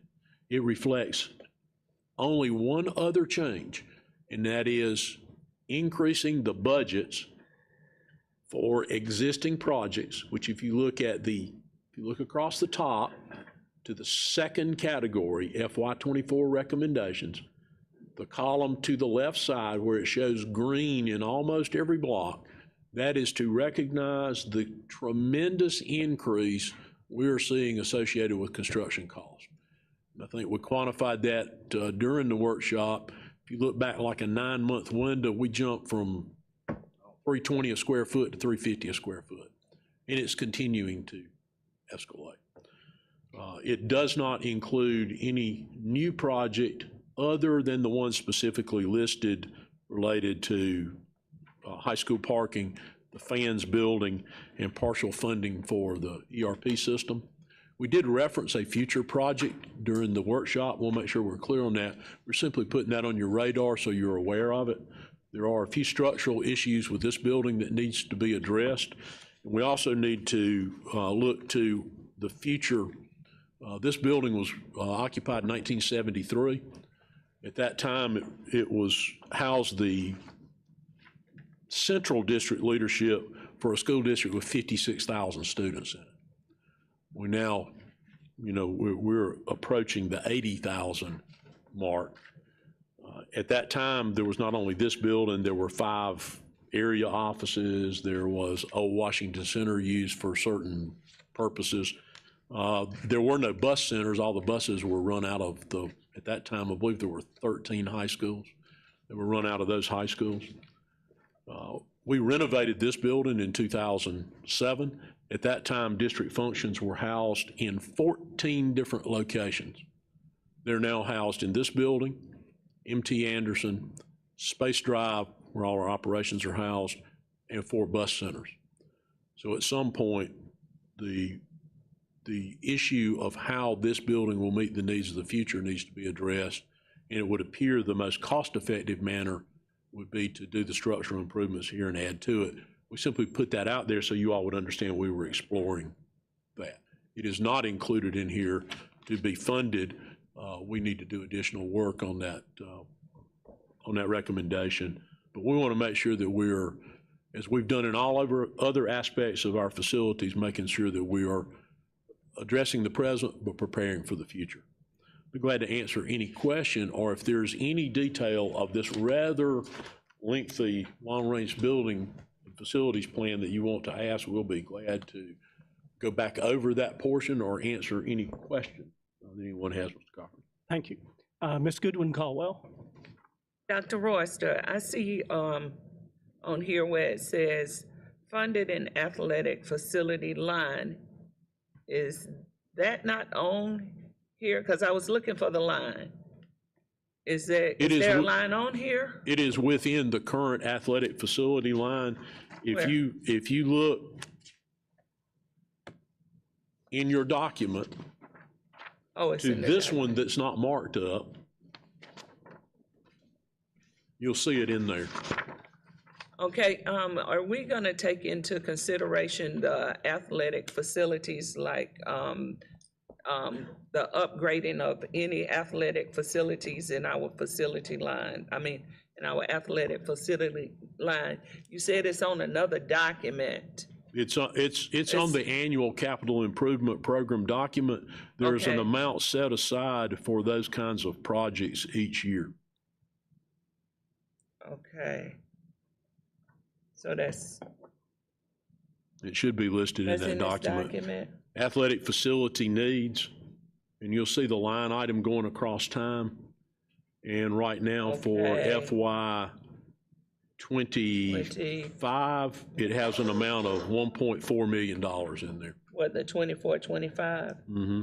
Is that enough money for improvements and For what we have, upgrading and looking at what we need to look at For what as we far have as currently- drainage and stuff? for what we have currently identified, yes. That does not include fairly significant changes, improvements, and alterations to the J.L. Mann athletic facilities that are funded within the budget for the new elementary school. Colonel Carlin could give you a breakdown for that. I don't know if he has it with him today or not. It's funded within the, I don't have the breakout for that, but we are adding a couple of drainage structures as part of the elementary school project. so do you know what the amount is for that in the, since that's being included in the new elementary school? Do you know the amount that you're putting in for upgrades to the athletic facilities over there? I would have to get that for you, ma'am. Okay. We'll separate that out If and you send could- it to you. If you could do that, The I'd drainage is appreciate a it. minor part of the investment over there in athletic facilities. Okay. That's all I have, Mr. Cochran, thank you. Thank you. Ms. Leventis Wells. Yes, thank you.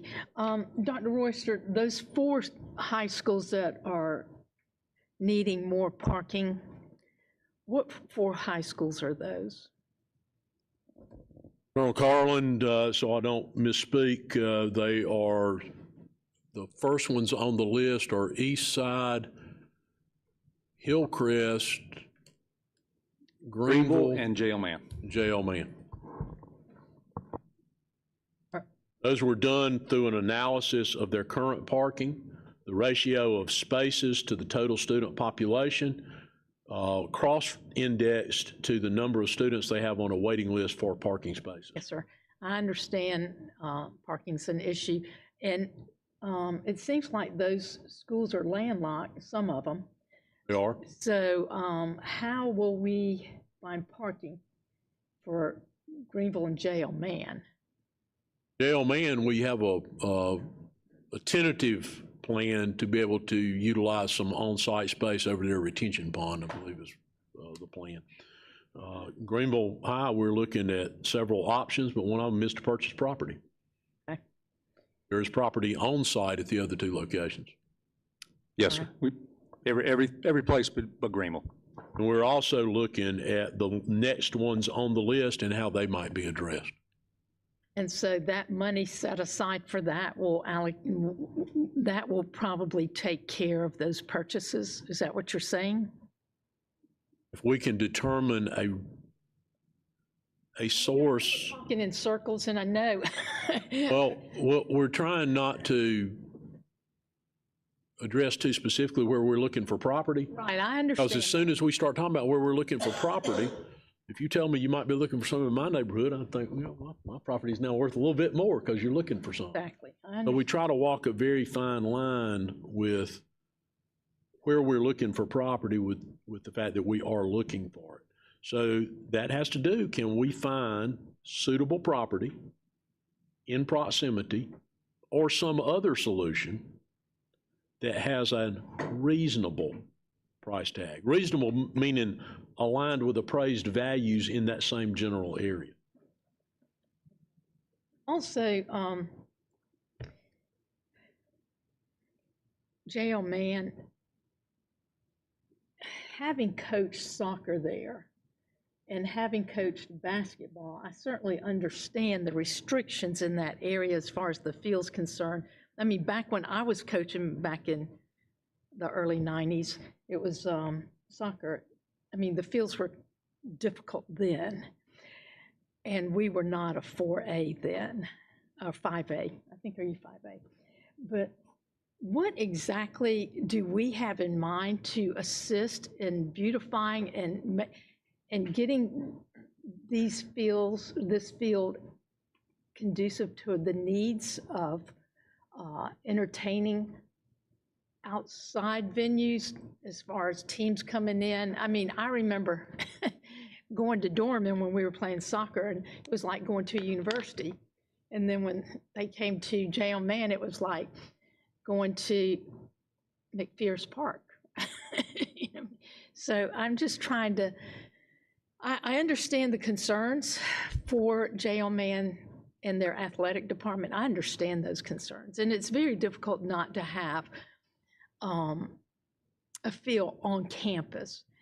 If we're looking at purchasing, and this is a stretch, I'm just thinking out the box after you mentioned this. If we're thinking of purchasing,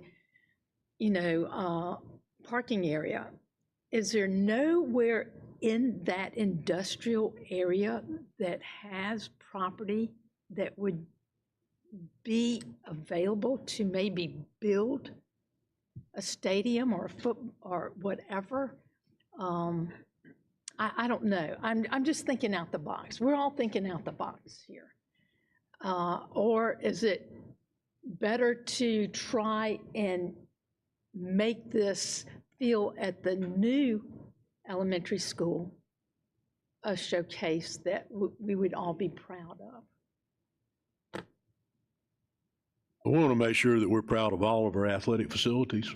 But as you know, we operate athletic facilities at 15 different locations. Right. High school locations, not to mention the middle school fields. Some of them enjoy the benefit of absolute new construction. Fountain Inn was out of the ground Yes. 4 years ago. But we also have to remind ourselves on occasion, we've got to maintain equity amongst all 15. And we don't have the resources to go in and, well, I guess we do, but we'd have to make choices between building for student occupancy or raising taxes to fund changes. Because J.L. Mann is not the only school that has a stadium that predates its facility. It's also not the only school that has athletic facilities off campus. Off the top of my head, and I might leave one out, but Greenville High, Serene. oldest stadium in the county, off campus. Right. Wade Hampton, their stadium's on campus, everything else is off campus, and that stadium dates back to the 1960s. But like J.L. Mann, the sides were reversed and new home stands were installed, similar to J.L. Mann. There are some constraints there with both of those fields as to their field width and length. Right. But in all cases, it meets the minimum requirements for the sports that are played on those fields without getting into the drainage on either side of the field, because they are constrained. Serene Stadium's constrained by the walls. Right. Wade Hampton has constraints related to the distance off the field to the stands. Greer High, their stadium is not the same age as their school.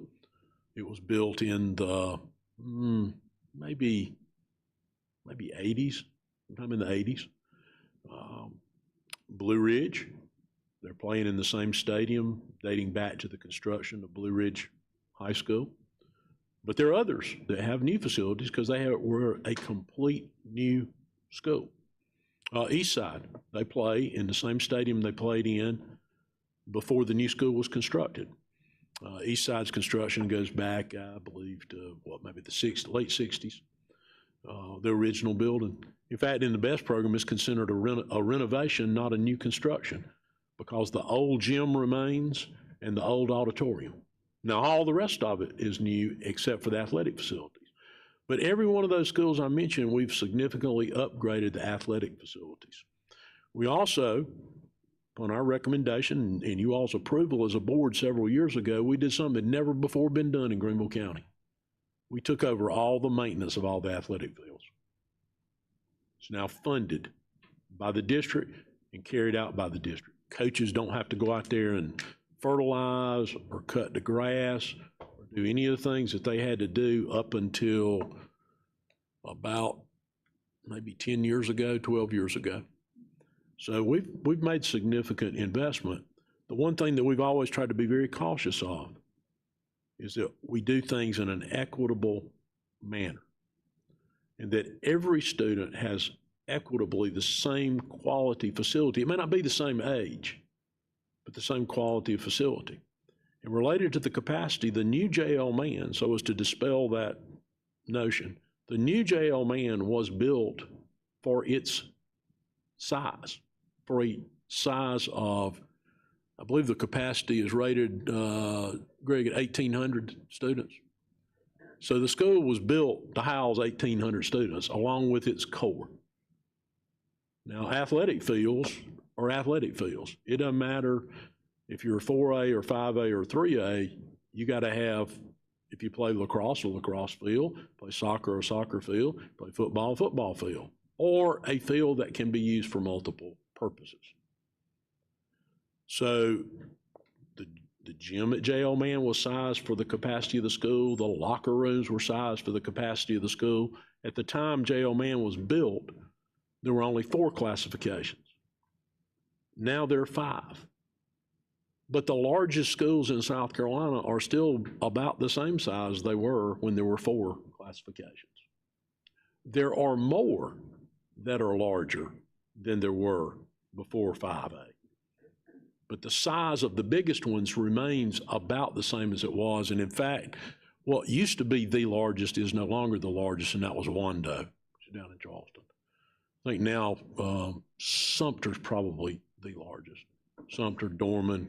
When you get in it, there's like 4 or 5 schools in 5A that are significantly larger than all the other schools in 5 and 4A.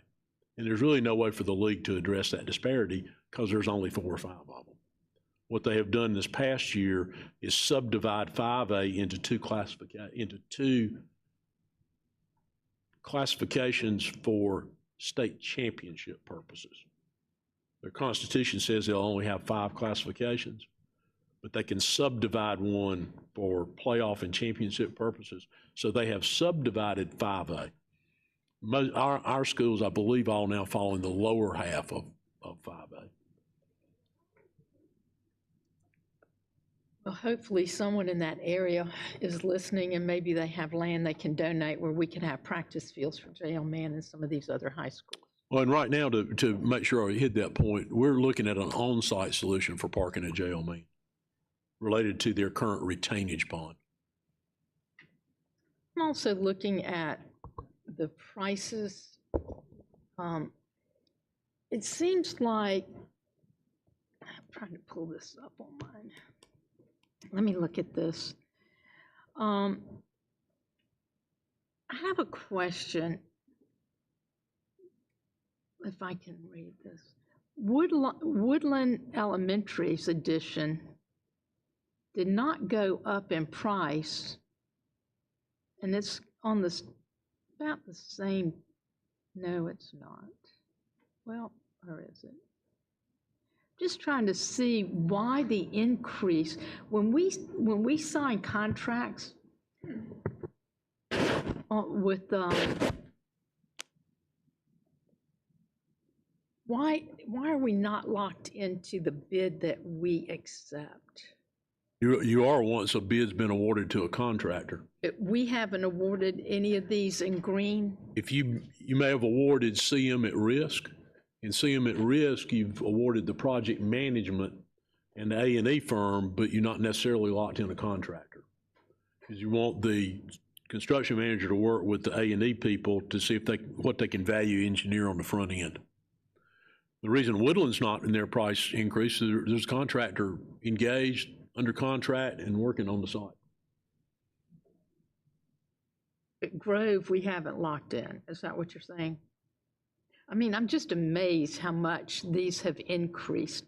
But that's because they went from $320 a square foot to $350 a square foot in about 6 months, 6 to 9 months. I don't know what they're maybe at 352 for 353 a square foot right now. Do you know, Colonel, has there something been let recently? For these type major projects, we're still comfortable in that 350 area, but the smaller that project gets, it definitely creeps up depending on what all you're doing with it. Yeah, a lot of times an addition per square foot would be more expensive than a total new construction, per square foot. I mean, Northwest Middle, almost 20 million? That's a chunk of change. We could do a lot with that. Okay. I'm just amazed by, when I started adding all of this up, it was, as you can see, it was close to, it was a lot of money. Yes. We're no more pleased to present that to you than you are to receive it. That's disheartening.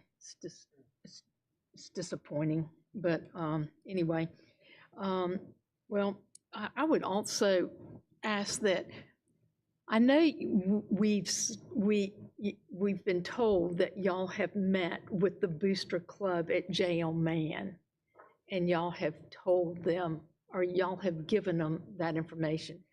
Has Mr. Nance met with the Booster Club, or can you just enlighten me on this so I have a better understanding?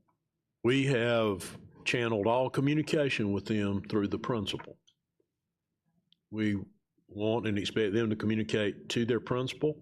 If there are things that he may or may not know the answer to, he can move those out to the correct person. It's not the most efficient or effective structure to have people inquiring to multiple individuals who may know pieces of things as opposed to someone who knows the entire overview. So we've directed them back through the principal. If there's something the principal doesn't know, he knows who to go out and talk with to find that information and send it back to them. I think we have had, I know that Mr. Nance has communicated information to them. I don't know if he's met directly with them or not, but we want that communication to go to the principal, who should know everything that's going on there and be aware of all the information. I just figured since.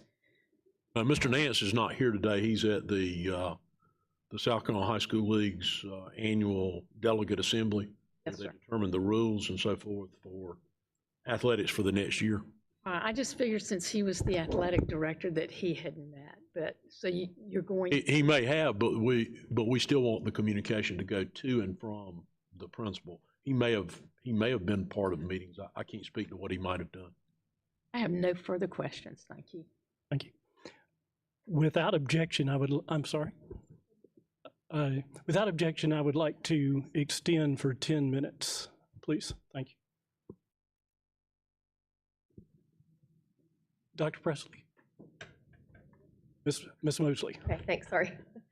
I'm sorry to go back to this athletic facility question. I may not have been paying close enough attention when Ms. Goodwin-Cowell was asking. So this $26 million line item, that's for fiscal years 19 through 23? I'm just trying to understand how to interpret. Oh, Have we spent that? Is that to be spent? Is that, what is that? That large amount Uh-huh, to end in fiscal year 23, right? that was the weight rooms. That was the weight That room. finishes up the weight rooms. Okay, So that's not all spent out. So the next dollar amounts you see would be the total amount in there for, basically for minor projects over the next several years, which could be subject to change at any time. To give a little bit of clarity, and I want to send this to you in writing just so we don't miss something, but at J.L. Mann, their athletic facilities, what's included at this point inside the elementary project: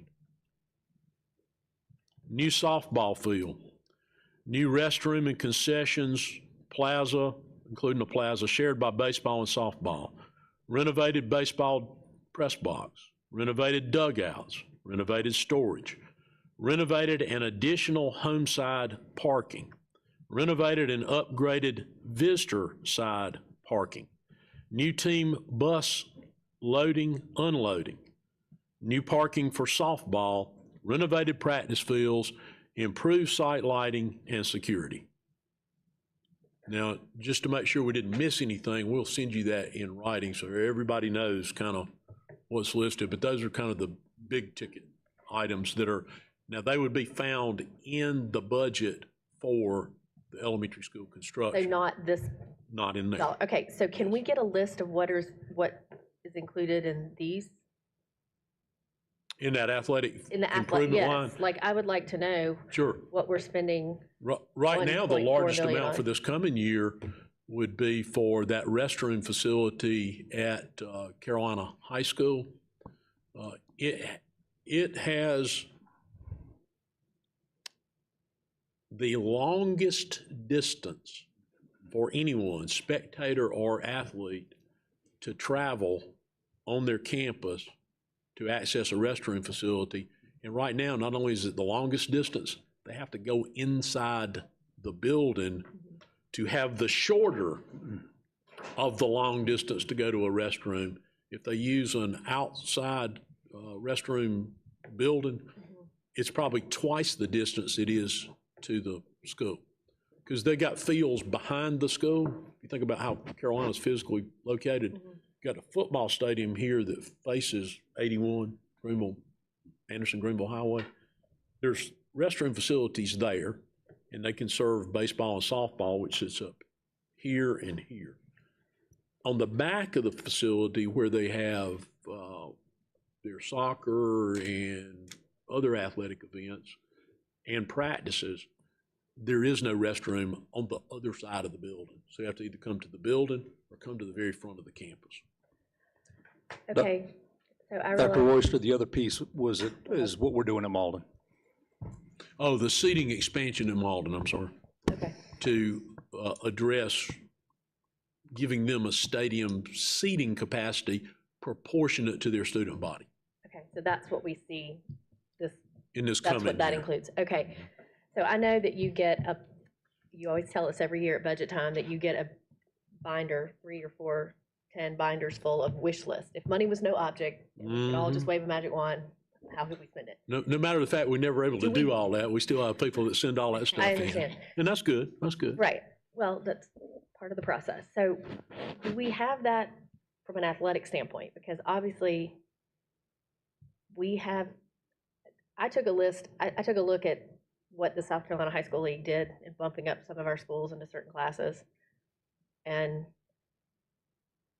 if to remain competitive, I'm just kind of wondering, long-term, if we're going to be having to compete against these other schools in the state that have, I would say, better or superior facilities, what type of, I mean, and I know that's like I understand we have limited resources and we can only spend so much, and you're trying to make it fair to all 15 schools. But do we get a list every year to where we ask just for, in the athletic category? you know, we ask for any inequities that may exist. That's what these two projects came out of. The other thing, and you'll probably see that in the general fund budget, one of the identified inequities had to do with supplements for weight training, weight coaches, where it appears our supplement for that is way below market in the state. Those were the things that came forward. The other thing is principals had asked for additional assistance with supporting the dollars it's costing for a lot of different extracurriculars, but athletics in particular. And some of our schools are really struggling with that.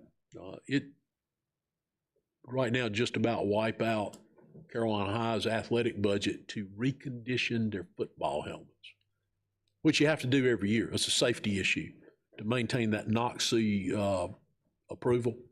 You have to have them reconditioned. Huge issue around concussion, and I think their estimated cost on that just about eclipsed their whole athletic budget. So we've had some requests for those kinds of things, as well as additional help with transportation costs. Though you all may recall several years ago, you approved our purchasing activity buses for them instead of them having to buy their own. We still charge them to run them, but we give them an allocation related to the amount of miles of travel within their region. So every time the regions are realigned, that's recalculated. Those are some of the things we do. We try to make certain, we do a study of athletic supplements, not every year, but about every 3 years, to see if our supplements are in line with the supplements in other districts. Again, we went from a point where we did very little to support the facilities of athletics other than to initially construct them, to now we do all the maintenance regarding those facilities. And in fact, there was a time in the district way back when the communities had to build their stadiums. Now that goes, way back. Predates best. I know that you say that we have to make difficult decisions, and we all understand that.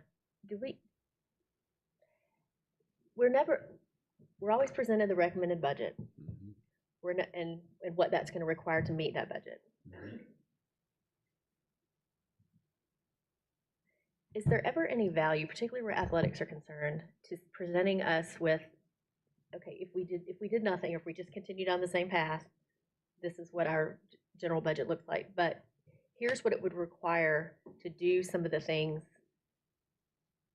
for our athletics across the district, so that we as board members understand what that would require, whether it is a certain percentage of a tax increase, or if it's just a certain way we need to look at our general fund for future recommend. I mean, I'm just saying, do you see what I'm saying? Like, I'm just wondering, like, I don't really have a perspective on if money was no object, or even a lesser degree, if we needed to just make some specific improvements that would help every single school, what that would look like. Because I don't really, when I'm asked to make a hard decision, I like to have all that facts. And so when I don't know what they are, it's just easy for us to say, oh, there's not enough money to go around. And that's, as you know, that's really how all those things I mentioned to you, that we came to take responsibility for those things by presenting that as a part of a package of recommendations to the board at various points to be funded in the general fund budget. What always happens is when you look at the two biggest categories, end up being salary increases and personnel for growth. And there are a few other things sprinkled in, and some of the things that people will often put forward that they would like to have. Well, one popular thing, though there is great dispute over it right now, is artificial turf for fields. Because they go other places, they have artificial turf. Well, right now, the NFL players are raising Cain with the NFL because they don't want to play on artificial turf, because they believe, and there's some evidence that may support this, that it increases severity and frequency of injury. So there's some concerns with that. There have been some past concerns with the material that it may be made from, and whether or not it might be a carcinogen. That's less clear than now. There's this dispute over it.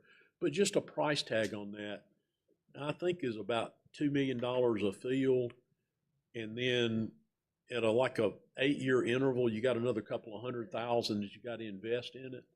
And then it's got a lifespan that, like 20, 25 years out, you got to redo the whole thing. So you're in another $2 million. Well, for us, that's not just, for a district with one high school, that's $2 million. For us, that's $30 million. Now, again, that would be capital.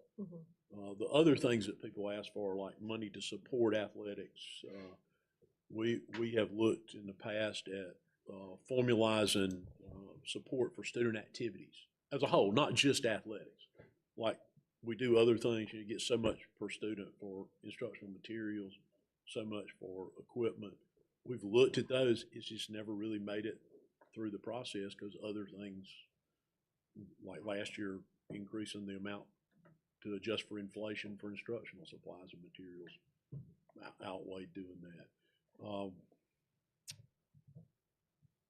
I think it would help us to know what board members have an interest in us looking at, and then we will put a group out and have them look at it. Obviously not in time for this year's budget because of where we are in that process, but to inform next year's budget development. So if you all would suggest to us things you would like us to look at. At this point, if I could interrupt for just a second, I would like, without objection, to extend for 15 minutes. Well, I'm done. Thank you so much, Mr. Cochran. I will pass it off back to you. Ms. Presley? There's always a reason that I like for folks to go ahead of me, and Ms. Mosley asked many of the questions that I already, or that I had. I want to stress, I think I share this with everybody up here, all board members, we want the very best for our students across the district. There are hard decisions that have to be made, and I am looking very forward to a deeper conversation next year over, let's not call it a wish list, but some of the things that the board as a whole might like to look at as far as price points, so that we are, as Ms. Mosley said, informed to make those difficult decisions. Also wanted to stress the need for, and I believe we've streamlined this, but having been a part of the conversation with the JLMAN athletic fields, since being elected, the need for those clear lines of communication, and I support 100% that communication flow through one contact point, which is the principal. Now, some of the things that I've heard, though, if the principal is not equipped with the appropriate information or something of that sort, then folks feel compelled to reach out to others, and I believe that that's potentially what happened. And I, as a board member, never want to muddy the waters. I don't think any of us want to do that. So I encourage and am encouraged by the tightening up of that communication and making sure that when folks do have questions, when our boosters and folks do have questions, that we get those responses back as quickly as possible. Safety was something that was discussed regularly about the drainage issues, and it was shared with me that, you know, we have those issues when it rains like it's been raining. We're going to see that in different places across the district. As a parent of an athlete, I'll put my mama hat on real quick. She's out there grinding on a soccer field. That's a concern for me. So I think as much attention that we can pay to readily and quickly getting those drainage issues taken care of, I support that 100%. Thank you. Thank you. Ms. Doolin. Thank you. I'm going to change pace a little bit. I have a question about the proposed high school capacity and projected student numbers for 2040. So in about 15 years, we're gonna have 3,900 more high school students than we have room for? What? Greg, you want to speak to that? He needs to get where he has a microphone. What slide is that, ma'am? Of course, when you look It's on at page 31. when you of the plan. look at 2040, that's a long-range projection. So when we look at that, we look at what's based on present conditions. So if these conditions remain, that's a possibility. Obviously, that can happen at that time. Obviously, when you're looking at 2040, that's as any demographer will tell you, that's not the accuracy level goes down as you go out. Really, the most accurate level is within 5 years, because the economy can change so much in that time period. But if we continue to grow at that amount, that's certainly what we could be looking at 15, 20 years from now. Well, even if you're just off by half, that's still an entire high school worth of students. If you're accurate, it's 2 high schools, and if you're half off on the other side, that's 3 high schools worth of students. So. Well, that's one of the reasons that we put in there, and we've talked with you all before about site acquisition.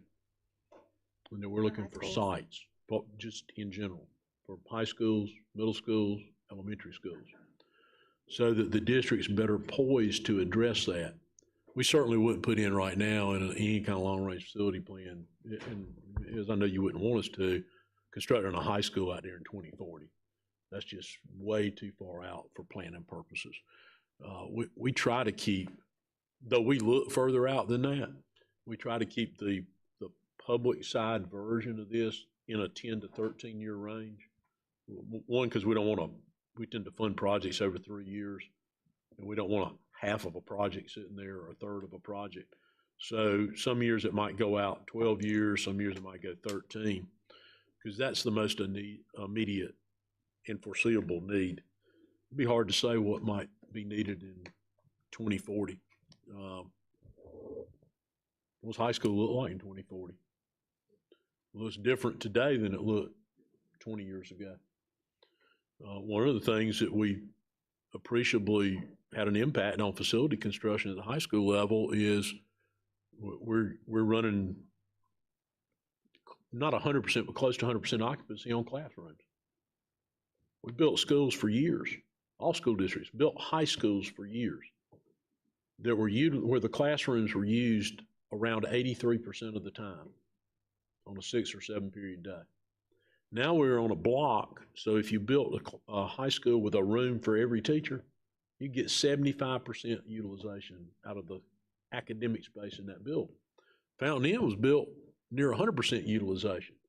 Now we had to build some office space, but that's far less costly than having 25% of the rooms sit there vacant.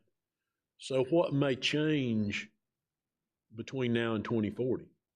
Well, one of the things that we're working on changing right now, and you've seen the presentations we've done on all the students we have getting certifications and doing career work while they're still in high school. If they're out doing co-op, intern, or apprenticeship, they're not sitting in a room occupying space.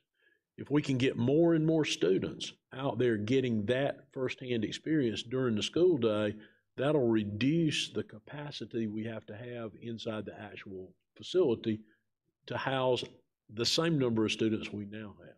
So there are a lot of things that may change in the next, between now and 2040, including the fact that the population may not continue to dramatically increase. Who knows? We already know it doesn't proportionally increase with the population, at least in our community, because that population has tended to be the two largest growth areas, I believe, Greg, are those that are entering the, I won't say the final stages, entering the 50 plus, and the ones down here that do not yet have children in school.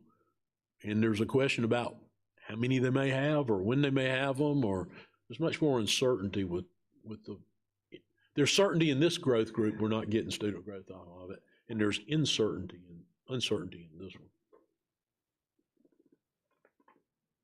You think by 2030 we'll have a discussion about the need for high schools? So we can put it on the back burner Someone will. for a few more years. Maybe not all of us. Well, also, I noticed on this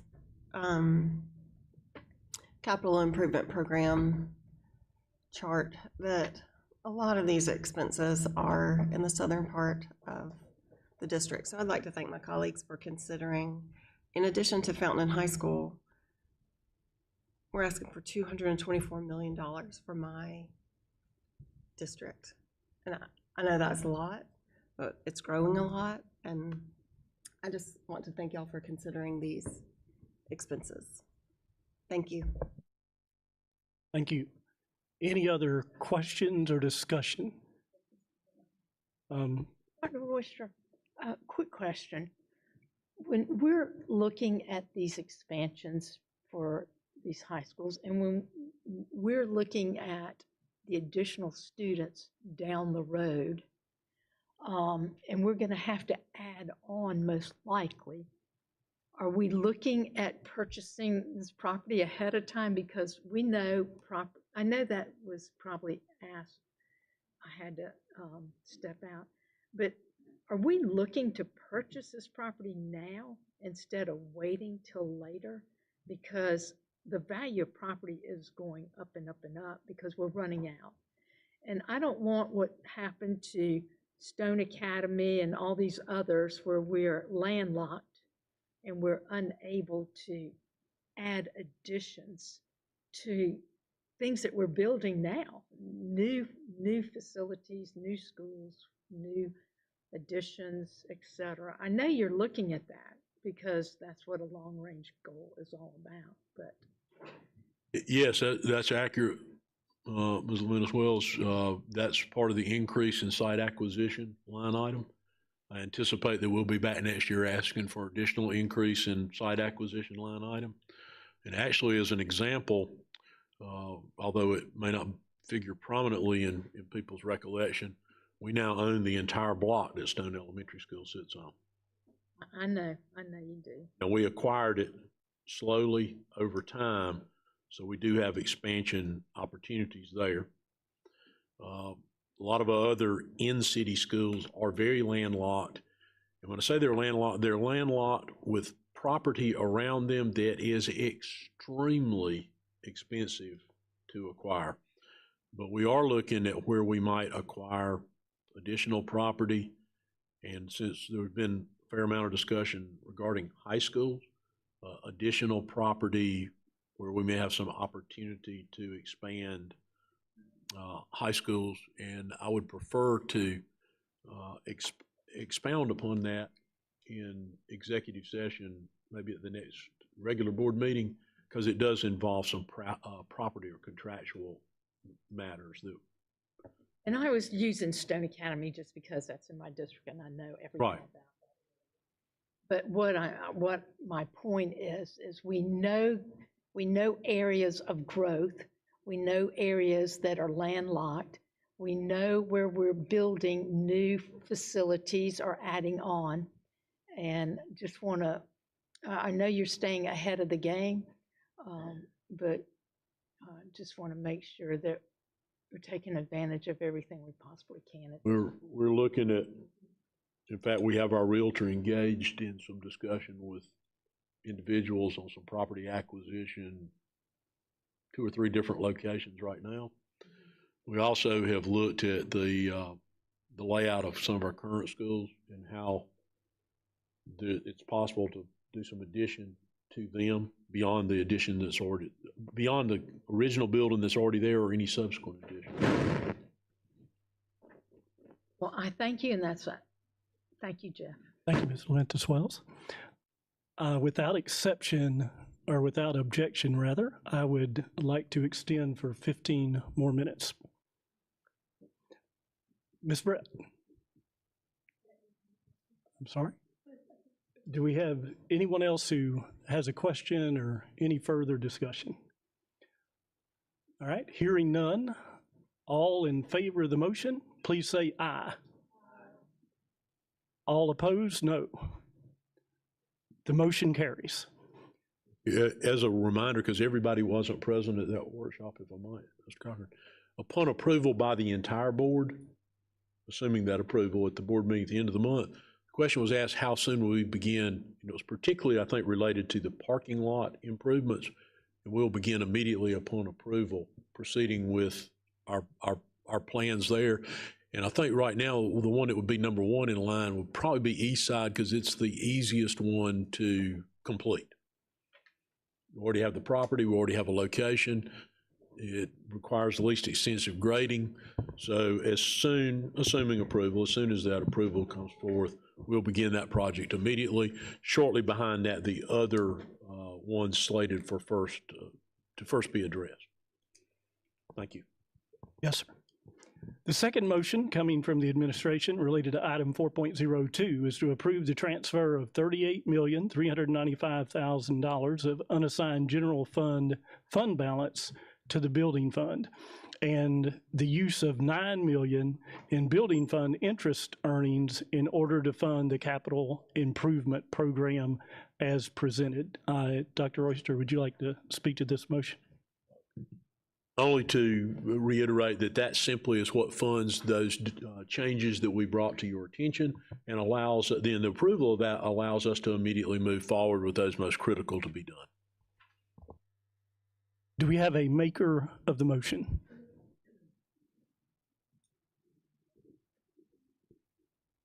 Looking at the loan. Go ahead. Chairman? I would like to make the motion to approve the transfer of $38,395,000 of unassigned general fund balance to building fund and the use of $9 million in building fund interest earnings in order to fund the capital improvement program as presented. Thank you. Do we have a second? I'll second that. So we have a motion and a second. Do we have any discussion? Ms. Doolin? I think it's worth repeating what Dr. Royster said earlier, that this is all coming without a tax increase. Thank you. Thank you. And that's why I second it. Any further discussion or any further questions? Okay, hearing none. All in favor of the motion say aye. Aye. All opposed, no. Motion carries.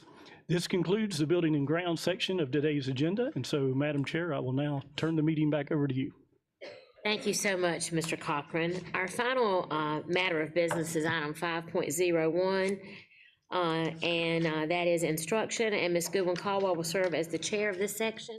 So, Ms. Goodwin-Caldwell, I'm going to give the floor to you at this time. Thank you, Dr. Stiles.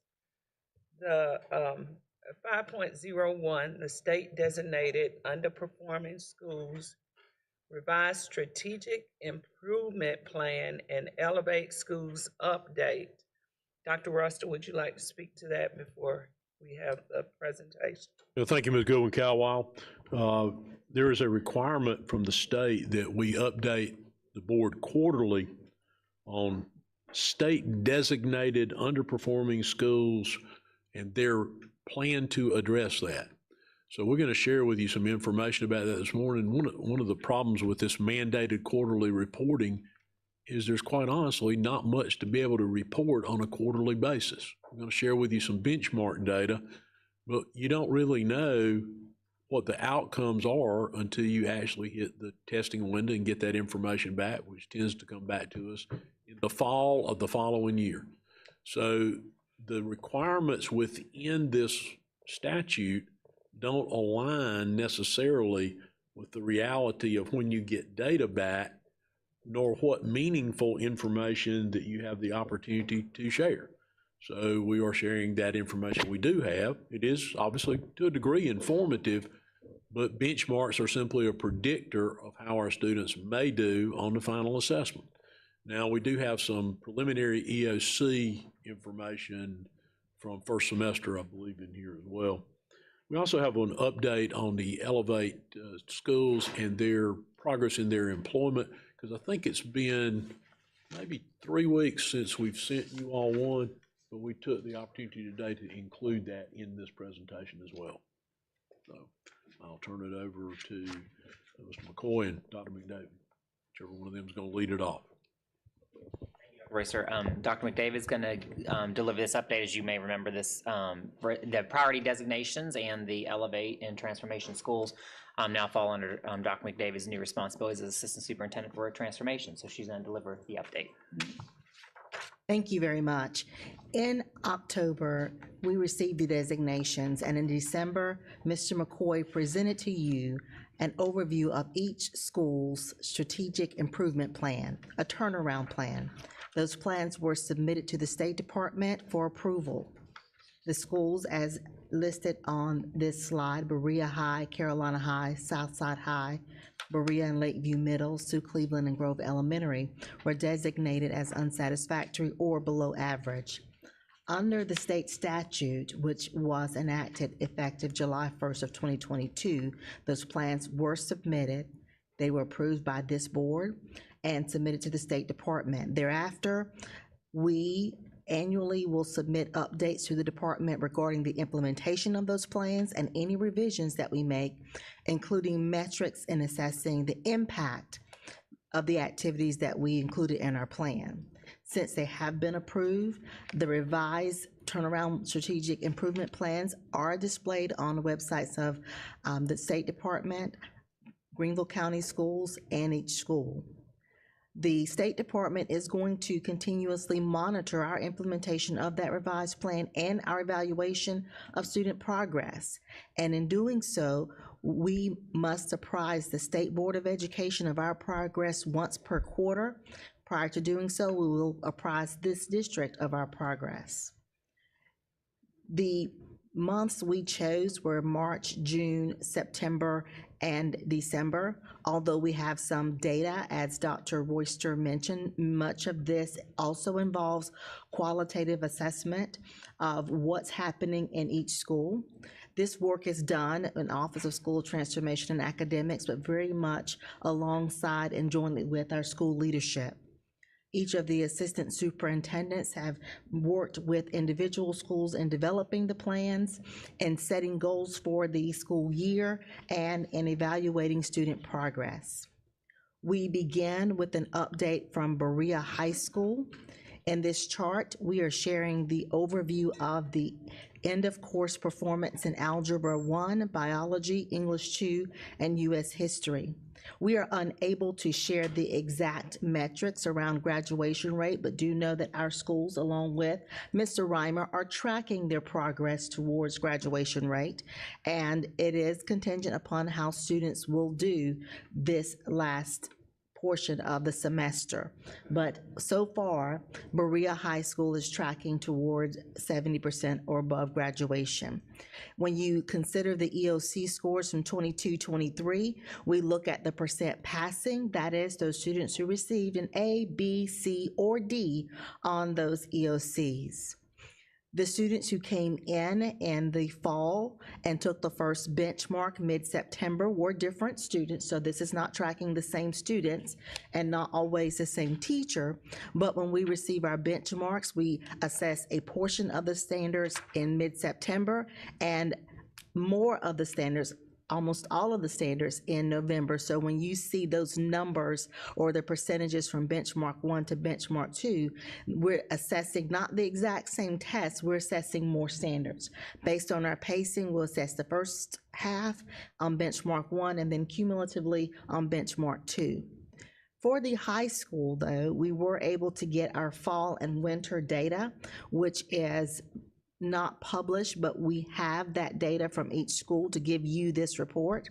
And in the fall, at the end of December, our high school students who were enrolled in those courses took their assessments, and as you can see, they exceeded the last year's performance in Algebra 1, Biology, and English 2. Those percentages are representative of what we believe to be growth in the part of those EOC areas.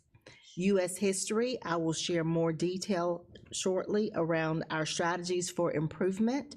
While we did have a lower percent passing in the for 22-23, for the fall semester or semester 1, our percent passing actually did decline to 35.5%. Looking forward to the second semester, our students have already taken and recently taken the benchmark 1, the first half of the standards, and as you can see, Algebra 1 not tracking as high yet, but Biology, English 2, and U.S. History are tracking to perform better. We do recognize that our benchmark in U.S. History, we recently changed the standards in 2021. There was a test in 2022 that did not count. In 2023, that was our first time assessing those standards and receiving the type of feedback that will allow us to further align our standards. But we are looking at that one as an area that you will see trend across multiple high schools. Moving on to Carolina High School, similarly, you see the 22-23 EOC passing percentages, as well as those fall 2023 passing percentages and benchmark 1 for the students who are taking those courses for the second semester. In Algebra 1, we did see a decline in the percent passing and are looking at benchmark 1, indicating that there will be a higher percent passing in the spring. Biology, we did see that based on our EOC passing from 2022-23, an increase. English 2, there was an increase. And in both of those subject areas, we anticipate, based on what we learned from last year's assessments and feedback and what we're doing with our students, we anticipate those scores will be even higher. The U.S. history examination, the percent passing from 22-23, the entire year went from 40.5 to 31.3 in the spring. Again, we are looking at the alignment of our predictive assessments and looking at our teachers having more access to the released items, which came out in October of 2023. Southside High School similarly posted gains in the percent passing in Algebra 1, Biology, and English 2. They also are seeing growth projected in Biology 1 and English 1 based on the benchmark 1, and in Algebra 1, their percent passing really peaked this fall, winter at 72.8%. And even as we look at benchmark 1, that 63% would be an improvement over last year, and we have more opportunities to grow. All three high schools are tracking towards meeting or exceeding the 70% or above passing rate. The elementary and middle schools, along with their assistant superintendents, set a goal in their metrics, which is the quarterly update will include their ELA goal and their math goals. Those goals were based on where the students perform relative to their poverty ranking and also based on prior history. So for the middle schools, Dr. McDonald worked with the school to set an ELA goal at Lakeview from the 2023 SC Ready scores of 24.5% passing in SC Ready for ELA to achieve 27.5% passing, which is meets or exceeds in ELA by this spring. You will see that based on benchmark 1 and benchmark 2, while those percentages varied a little bit from benchmark 1 to benchmark 2, they are still making progress towards meeting that standard, and actually benchmark 1 would have been green. However, in our qualitative assessment, we know that that's only half of the standards, and we do want to make sure that we are considering the tracking progress toward meeting those goals. We're looking at in math where their SC Ready performance was 9.4% in meets and exceeds, a goal of 14.4%. And on benchmark 1, they were tracking at 6.1, which was a regression.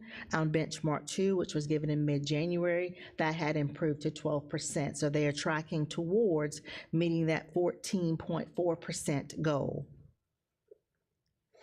Berea Middle School has similar goals of 6 points in each area of growth, from 30.7 being their goal in benchmark 1 for ELA.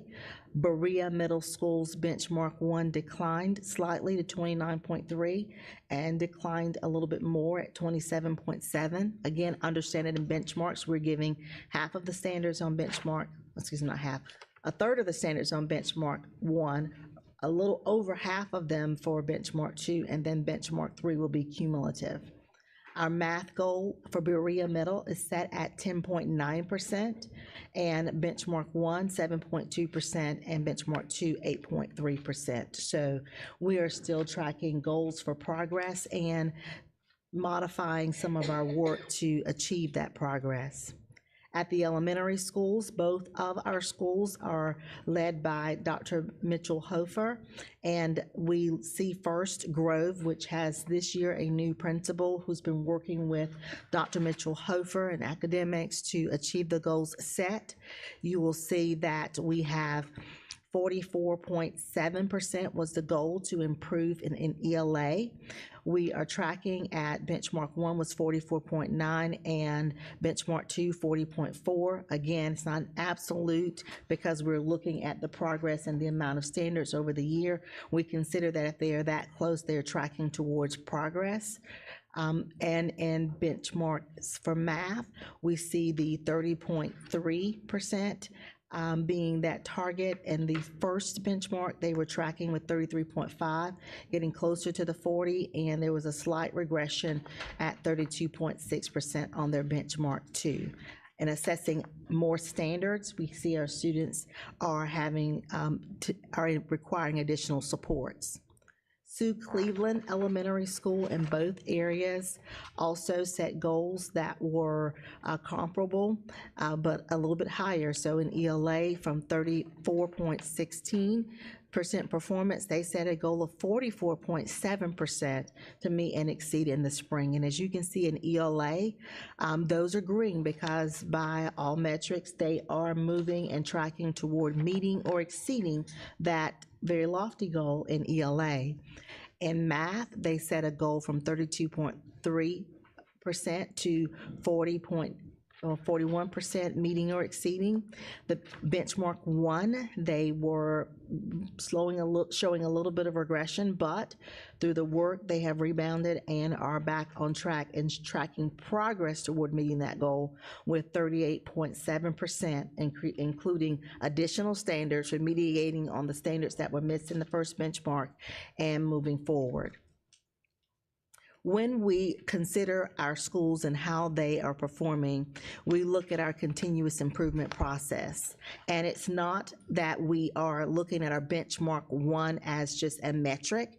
When a benchmark happens, we do things that we know will change the trajectory of our students. Those students who are not meeting standards, we put in supports and identify things that will help them to achieve or meet or exceed the standards. So in doing so, our team has met quarterly after each benchmark, not only with the assistant superintendents, but we meet with Mr. Davey, our deputy superintendent. We look at all the data, including the work that's happened inside the schools with our academic specialists. Our Mr. Davey meets with the principals, the principal supervisors, our academic leadership teams. We discuss those celebrations and support strategies for improvement. So while each school has its own targeted strategies for improving the support that's happening in individual schools, we did see some modifications that were trends across multiple schools. We are giving 3 examples. For example, again, in U.S. history, we are working with the teachers at each of the high schools during our professional learning communities to unpack the new standards. While we have those standards and they've been in place since 2021, we are recently assessing those new standards, and we want to make sure that the teachers understand while the content is the same, the standard and what the students are expected to demonstrate may have shifted. We've seen that across the state and are working to build that capacity among our U.S. history teachers through the professional learning communities. Academics is working, and within the schools, some of the strongest growth that we have seen have come from strong PLCs working with the unpacking of the standards and understanding how those are going to be assessed. We did receive the sample release test items in October 2023. That was very helpful, but do understand that is the first time our teachers were able to see actual test items based on the new standards. So they are using those this semester as well in their PLCs. In math for grades 6 through 8 across the middle school, we saw some decline, and Tara Dean had the academic specialists at the secondary level work to design spiral review for teachers to continually practice those high-level skills that we're not mastering. We were able to see that up close at Lakeview Middle School, and the students building in the spiral reviews with the academic coach for math there, who was a former state transformation coach. Those spiral review units have been shared across the district and are being used across the district. We do see that our students are responding to those well. However, we are also noting that our pacing needs to include the spiral review in years moving forward. Our professional learning communities is a strong way that we can leverage all of the improvement efforts. While we are going into our schools in our classroom observations, we're doing instructional rounds, we're doing learning walks, we're also now leveraging going into the classrooms and learning more about the professional learning communities and how they work. By observing and giving feedback on those, we are able to assess what the students are planning to receive in instruction and then go back into the classroom and the instructional delivery to ensure fidelity to those student outcomes. We also wanted to include an Elevate update. And Elevate is well underway. As you know, Dr. Dawn Hooker is the Elevate principal for Alexander Elementary for next year. We began with a strong instructional leadership team. The two folks that were, there were two that were internal to the school and two that are external. We have Brandon Gear and Brandon Gear is coming to us. You met him. He's coming from the Midlands area. He has been present in some of our community meetings and is already engaging in helping to hire and recruit the teaching staff. Amanda Guest moves from East North Street to Alexander. Tracy LeGrand remained at Alexander as our Elevate Title I facilitator, as did Juliana Smith, the literacy coach. Jennifer Couch is the Elevate principal for Lakeview Middle School, and she has engaged a strong team of assistant principals. She has from Woodmont, J.R. Reed, a person who, AP who's been working at Lakeview, who has actually been highly regarded by the students and the teachers, Daryl Tate, and she recruited Towers Rice, who's coming to us from Pickens. So this is the admin team. Again, they have been working and engaging alongside the instructional coach, Catherine Bowers, who came from Woodmont to Lakeview, and Shannon Land, who is remaining at Lakeview. She's been there for now 1 year. This is her second year. She's remaining there and will be working to continue to fill all of the positions. We began interviewing in January, and we looked at the number, and we have interviewed literally hundreds, 144 at Lakeview and over 100 at Alexander to fill the positions. The principals and their teams have been working, and at Alexander, while there were 40.9 teacher FTEs to fill, there were 33.9 already hired by the time this was posted. She had 7 vacancies to fill and was holding 9 interviews yesterday afternoon. I have yet to note, because when we when we do have an interview, we follow up with the checking of references, and there's several pieces that go through HR, but we are well on the way to filling those positions. Of the total FTEs, there's still 1 assistant to be hired. At Lakeview Middle, the school is a little bit larger with 73 teacher FTEs and a total of 83 FTEs, and so far 81 of those have been filled. We had 17 vacancies left to fill in the teaching area, and then 2 assistants to be hired. Thankfully, our department, our human resources department, our recruiters, our Shining Stars event, our communications department has done an outstanding job reaching out so that we're able to access applicants from across the U.S. We're bringing in candidates who, some internal and some external, are bringing unique talents to Elevate. And with this, 17 vacancies at Lakeview, there are leads on all of them. So she has leads and has interviewed yesterday's interviewing again today, so that we can, in hopes of getting the teams together before spring break is our goal, but we'll see. We'll have that together. We are also planning events for the community of teachers to come together in the month. They had one in March. They will have another in April and in May, so that the teachers can get to know each other. By the time we get to June and July with some of the professional development, they will already have become acquainted with not only the Lakeview community, but the Greenville County Schools community as well. So that is our update for Elevate, as well as the update for our schools with their turnaround plans. Are there any questions? Thank you. Thank you, Dr. McDavid. Our first person is Dr. Presley. Dr. McDavid, thank you for this presentation. Regarding the quarterly reporting, which is an expectation by the state, I want to stress the necessity of making sure that, and you referenced qualitative updates, qualitative data.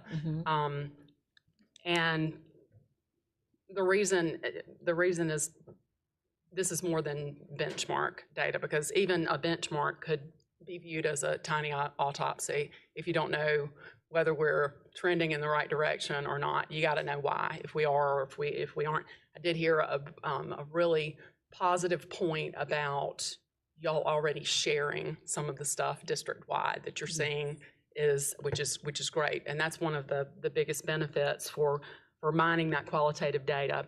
And the answer to that, whether we're trending up or down, lives in that 3-letter PLC, professional learning communities. And we know that we have those working within the schools.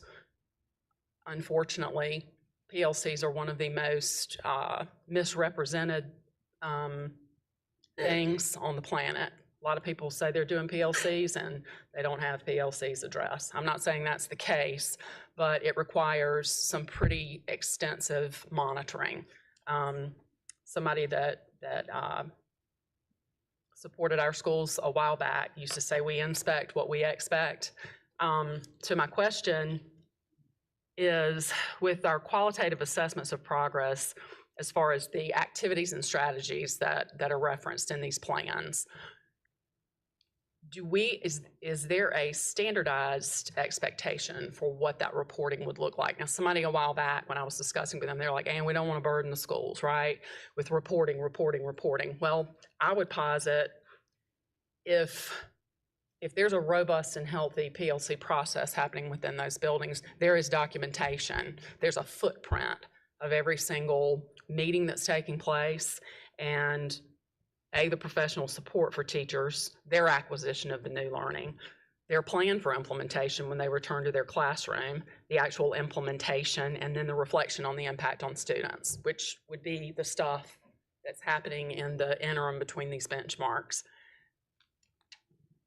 Do we as a district have I'm not a fan of templates, but an assurance that that is being collected at the building level and that we would have access to it, or anyone who chose to, and obviously that y'all are monitoring it? Is there a standardized process for that district-wide, or how close are we to that? Yes, each of our schools has a folder. Inside the folder, there are templates that are used for their data. What you saw was a very high level of the data, but at the school level, when the assistant superintendents are working with their ILT and discussing the progress, they are not only looking at the overall percentages, they're looking at the actual benchmark data by teacher, by subgroup, they're looking at all the data. They are also including in that landing page, we call it a folder on Google Drive, and the landing page also includes information around our coaching and coaching cycles. Which ideas and which trends are we choosing to work with teachers on, which teachers we're choosing to focus on and coach with, or teams or grade levels. That is all included in the landing page. The activities that take place in coaching are also included for the review of our assistant superintendents and discussion around, is it actually on the skill will matrix that Mr. McCoy, I think, shared with you before? What are we looking at? Is it a coaching issue, or are there other issues that need to be addressed?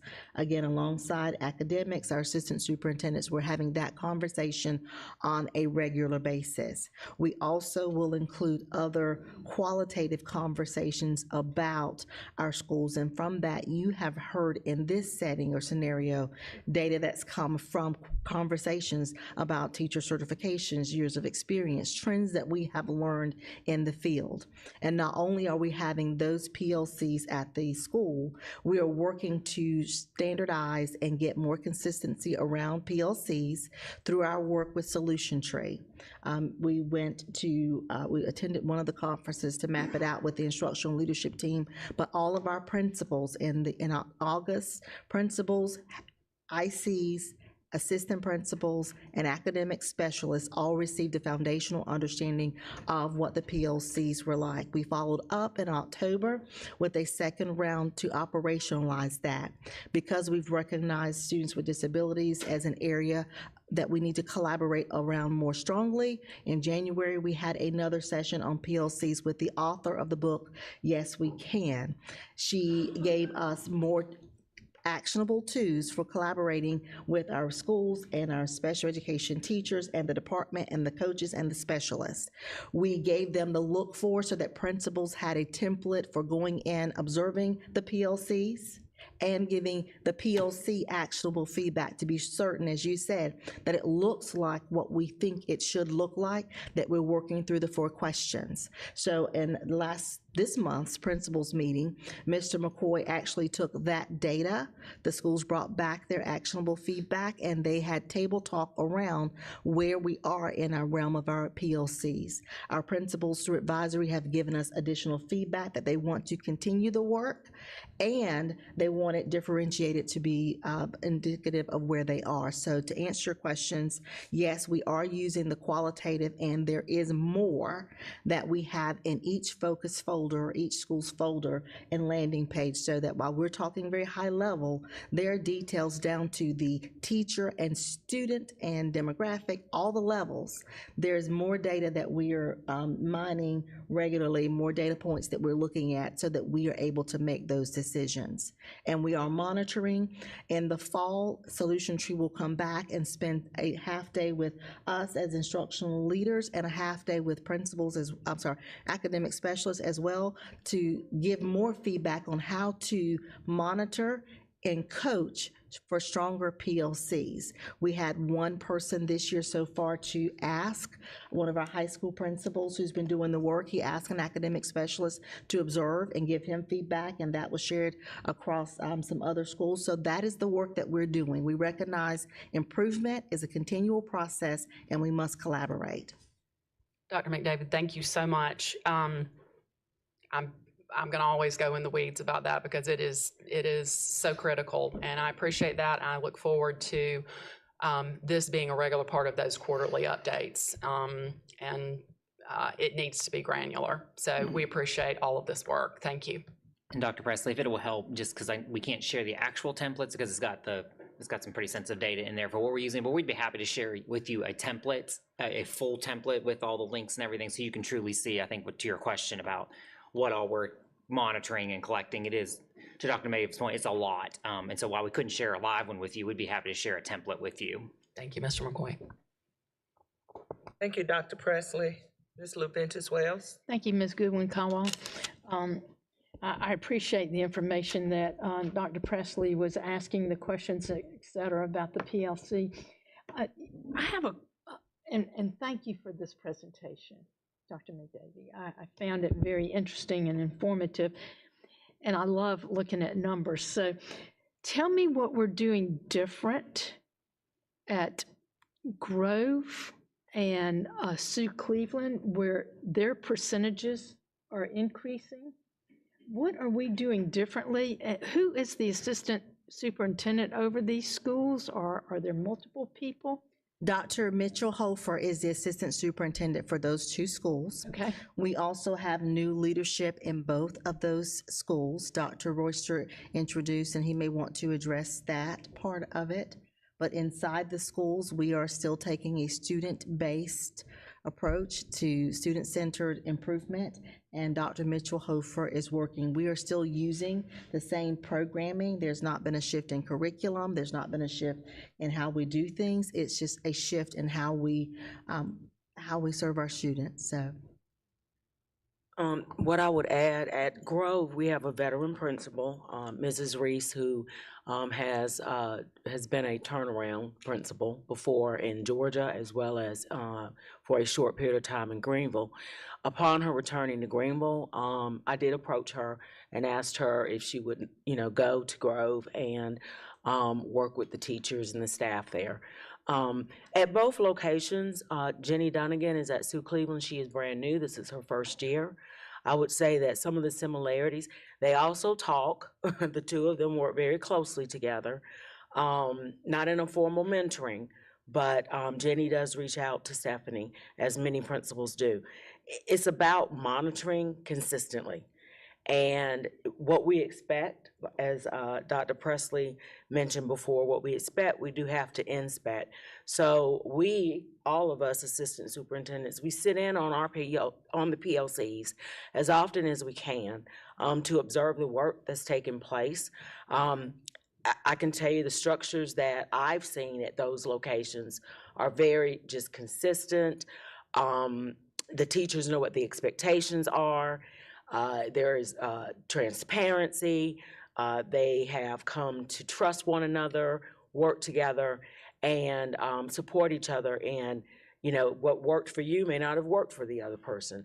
And that is what a true PLC is talking about what works, tweaking what may have worked for you to work for my students, and continuing to monitor. And so I check in regularly with those schools just to see how things are going. And as I stated before, when we have an opportunity to sit in on PLCs, we are there to help coach and to monitor. I love you. I love you too. Just love you. I know. I appreciate all you did at Mitchell Road and at Summit. At Summit. Well, you were at Summit and you were at AJ Wittenberg and Hollis. So I appreciate, and I love Larissa. I just love y'all. But anyway, I'm excited that there is an increase and there is communication and you're working together to make this work for these children. And I'm excited about Sue Cleveland and I'm excited about Grove. I'm excited about all that we're seeing. I want great things at Berea Middle and Berea High School. And it can happen. It can happen.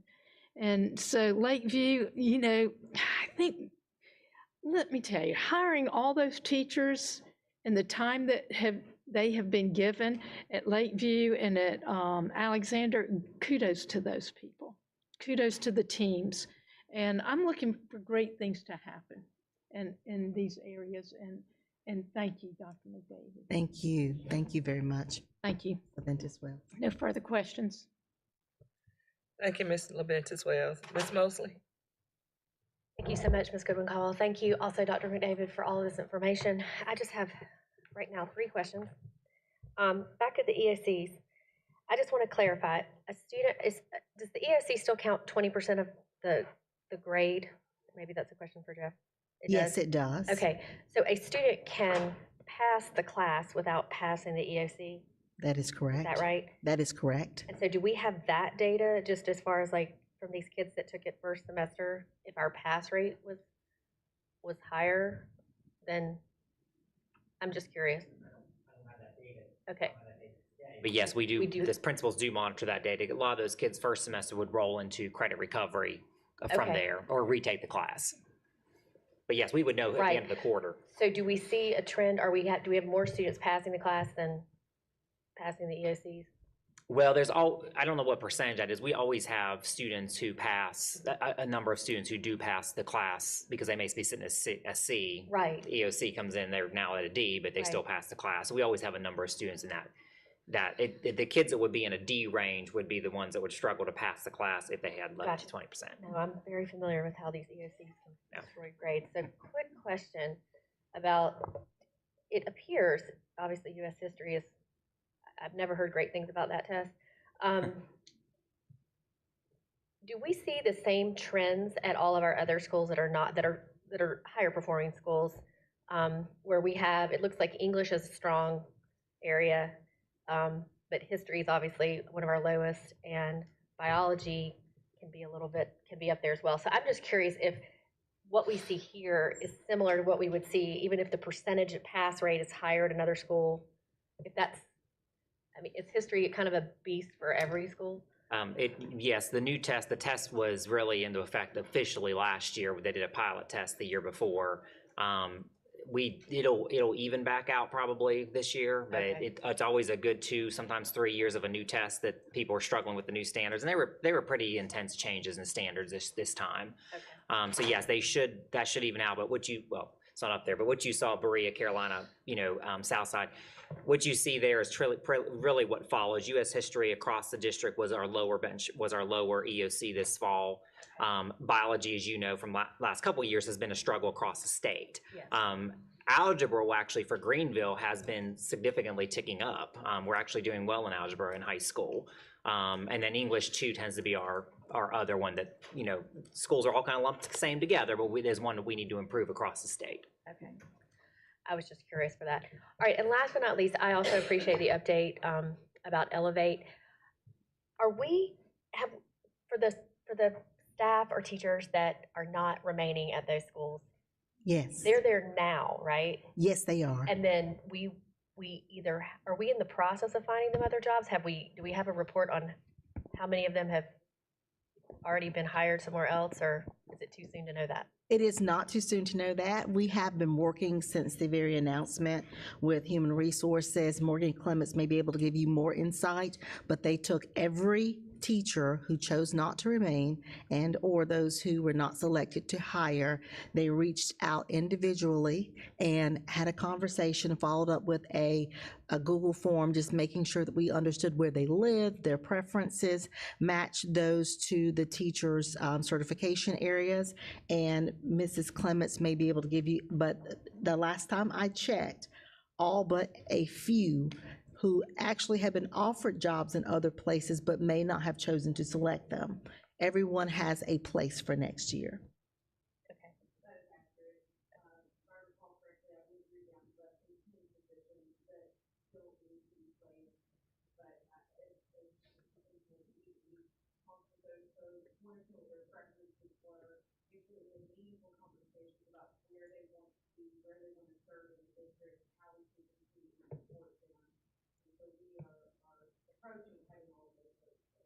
Okay, so the folks that have yet to be placed have simply either chosen not to be placed in something we've offered, or they may be choosing to leave the district altogether.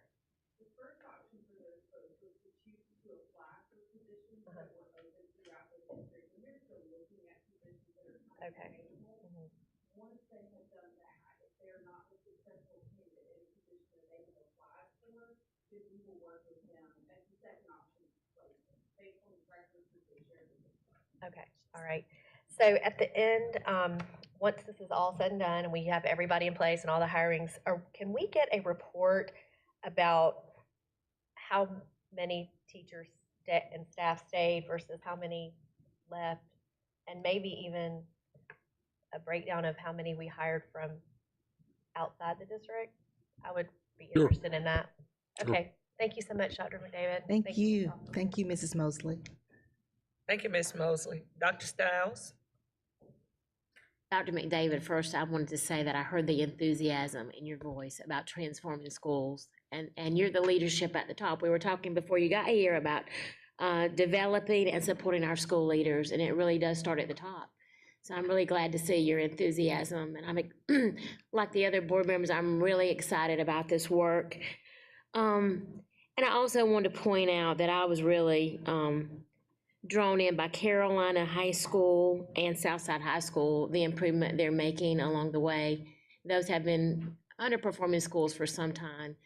And I know that they both have new leaders. And as we talked about earlier, statistically, that a leader can make a significant difference in the performance of a school, which we all know. So what I wanted to say is when we see this, and several other board members have recognized gains and improvements and made comments, I think that's easier for us to do and to talk about. But I hope, and I guess it's kind of to you, Dr. Royster, that when we see this progress, and that we acknowledge it, that we just don't do that in the boardroom, that acknowledgement extends beyond our words, and that these leaders know that the board appreciates them and that we're seeing the efforts of their work, and that this is acknowledged in other ways. Yes, and in fact, you may recall we invite each of you to come to the principals meeting. I don't remember which one it was now, September, October principals meeting, where we do recognition of those that have shown the greatest improvement, as well as those that have the highest level of achievement. Thank you, Dr. Royster, and yes, and I enjoy that. I think that's been a great addition for our board.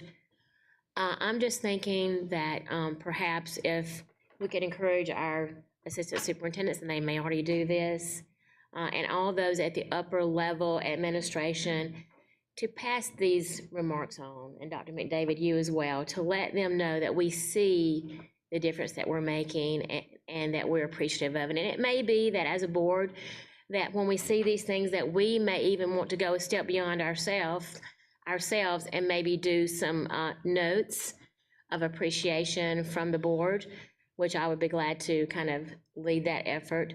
But I think that's really important if we want continued growth, and we're going to have to continually acknowledge and show appreciation. So just plant that as a seed and give that some thought. Also, Dr. McDavid, I know this is thinking ahead, but I know that in our state there are schools who have significantly closed the achievement gap. We have schools that are designated as closing the achievement gap schools. I was wondering, as the school year starts at our Elevate schools, at some point along the way, will our teachers in those schools get the opportunity to go to another school, either in-state or out-of-state, to observe in a content area that is similar to theirs, to just observe and get more ideas, and just to have some good professional dialogue with those professionals in those schools? Will that be a piece in this program? Yes, that will be. We're also working with the South Carolina Education Oversight Committee. They've done some research around those schools that are beating the odds, high poverty schools. They were here last week. Mrs. Bird and I participated in the study, the research study, where they were trying to find those commonalities, and they referenced or shared with us other schools that were beating the odds, as well as the school that they were visiting in Greenville County. And yes, we do plan to have activities in which they visit those highly effective, high poverty schools. Excellent. I am so glad to hear that. And my last comment, the beginning of the year, based on the research, is one of the best times throughout the school to create a culture shift for our students and for our school, and to start things on the right track. And this year at our Elevate schools, we're going to have fresh new faces of teachers, administrators. And so I think that's, and you talked about some activities, how they're planning for the start of the school year. All those things are culture builders and give a great opportunity to shift the culture in a very positive direction. What I wanted to know is, from a building perspective, I've kind of been around these schools. I haven't been inside, but are we also doing some things to maybe when the students come in, there's also maybe a facelift in the school, like a fresh paint job, a new mural, some new school pride logo mats? Are we doing anything also? That little piece goes, I think, is just as important as the other factors. Are we focused on that at all? And is there something as a board that we can support to give that extra facelift? Dr. Stiles, your former principal's hat showing. We have done that work. So we worked alongside Colonel Carlin, sent out one of his team members to make sure that even before we did the update or the beautification, that we addressed all of the issues regarding traffic, outdoors cleaning, some of the things that were more maintenance, operational type things. We even engaged Kathleen Powell, and she's working with us. We received 3 estimates at having someone to look in to see how we can go about bringing about the facelift. I presented some information. We presented some data to Mr. Davey, and we're looking at prioritizing those. Of course, there's not a budget specific for that. However, there are some things that we can do in the realm of what we traditionally do to support schools, furniture, just the things that would make the students look and feel like something, that someone did something, it's company's company, someone's important is in this building. So we are working on those things. We have a list of things that we would do throughout the schools. We're prioritizing those, and we'll be able to do some, we hope, right at the beginning. We are also engaging our community.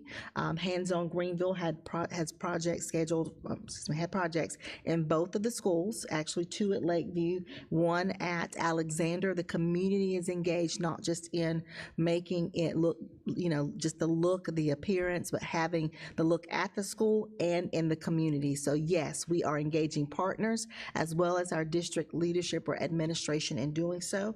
And perhaps Mr. Davey or Dr. Royster wants to mention more, but we have taken a look at those things.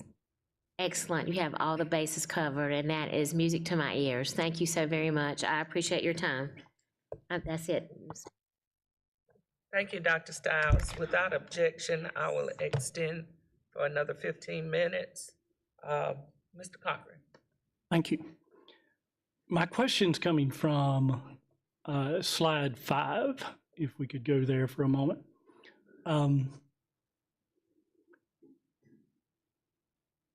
Thanks.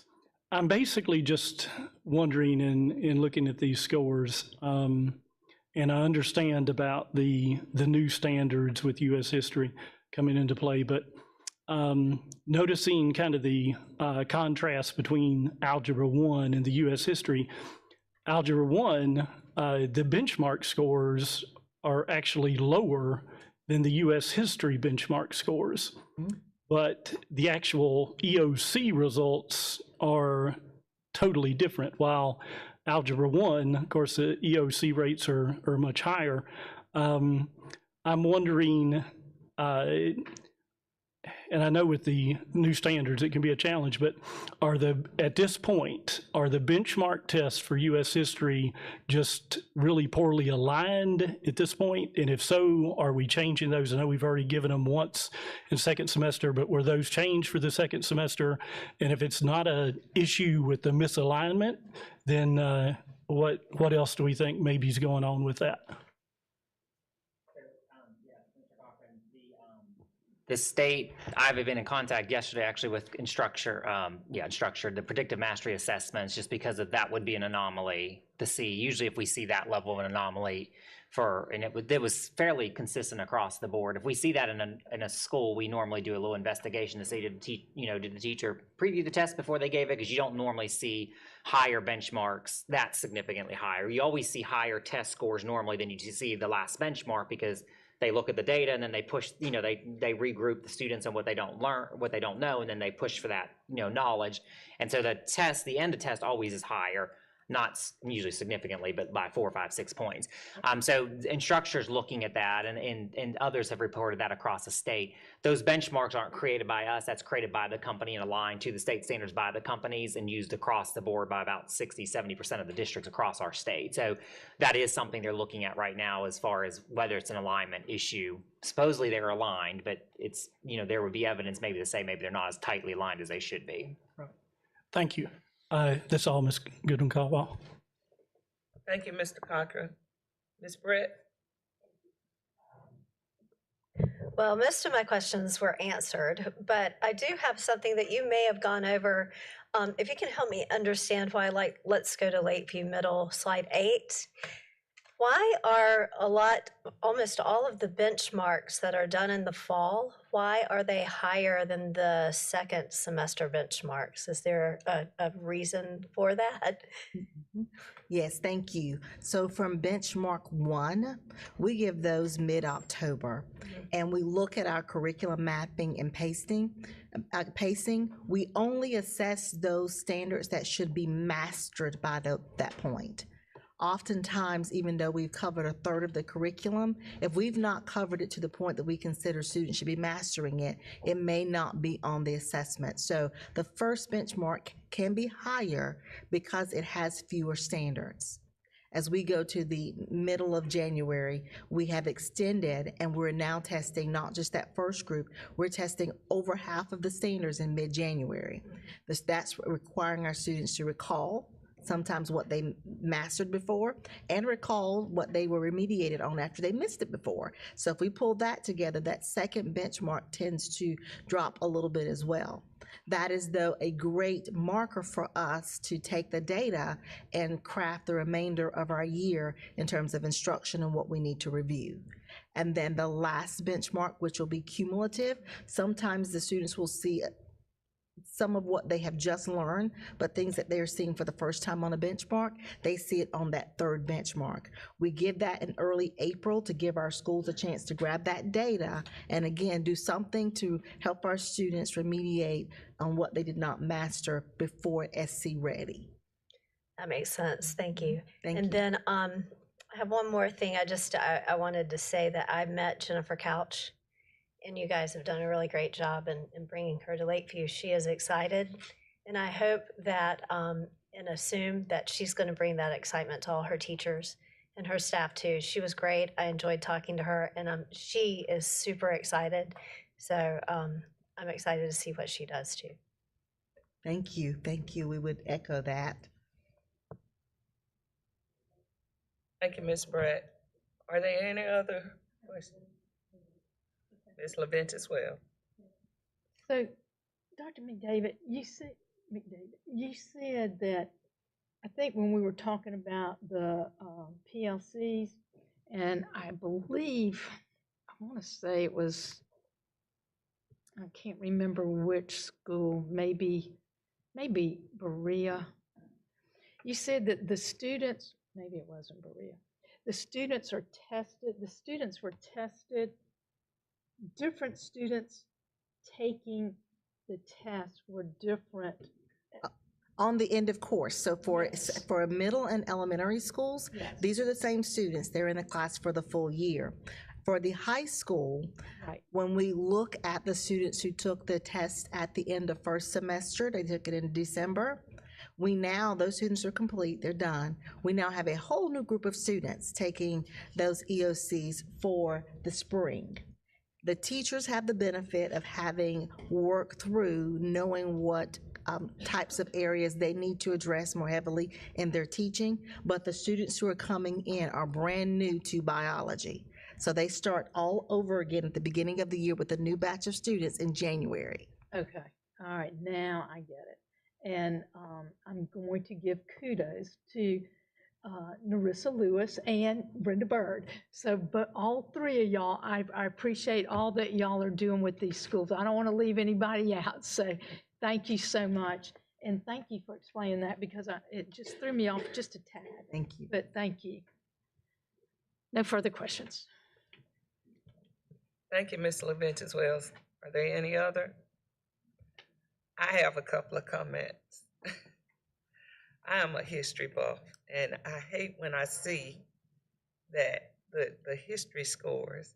Have they ever thought about role playing and reenactment? I mean, you have to be you have to be comical sometime with history in order for the kids to get it. Have we, with the standards, do they have any of that in the standards? They have that the students would express in different ways. What about the teacher expressing? The teachers got to be excited for the students to get it. The standards do not include how the teachers would teach or address that.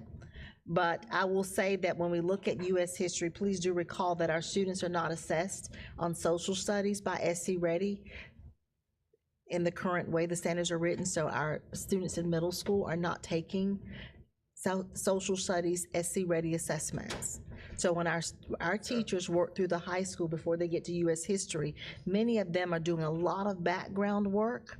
And with a set of new standards, they are having to work extra hard to give the foundational skills in history. We are teaching it. Why middle school is not?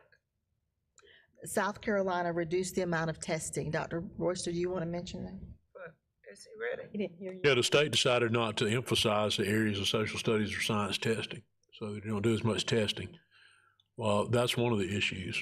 One of the other issues is historically in our state, no pun intended, U.S. history has been one of the weakest areas statewide.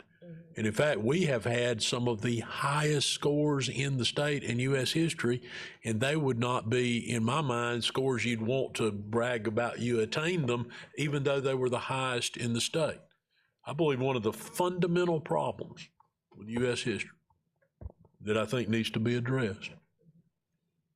We addressed it a number of years ago when I was a high school principal, operating within a different construct. You cannot teach U.S. history effectively in 1 year. Right. Now, this is a semester, but it's the equivalent of a year because we're on a block. The requirement is you get 1 unit in U.S. history.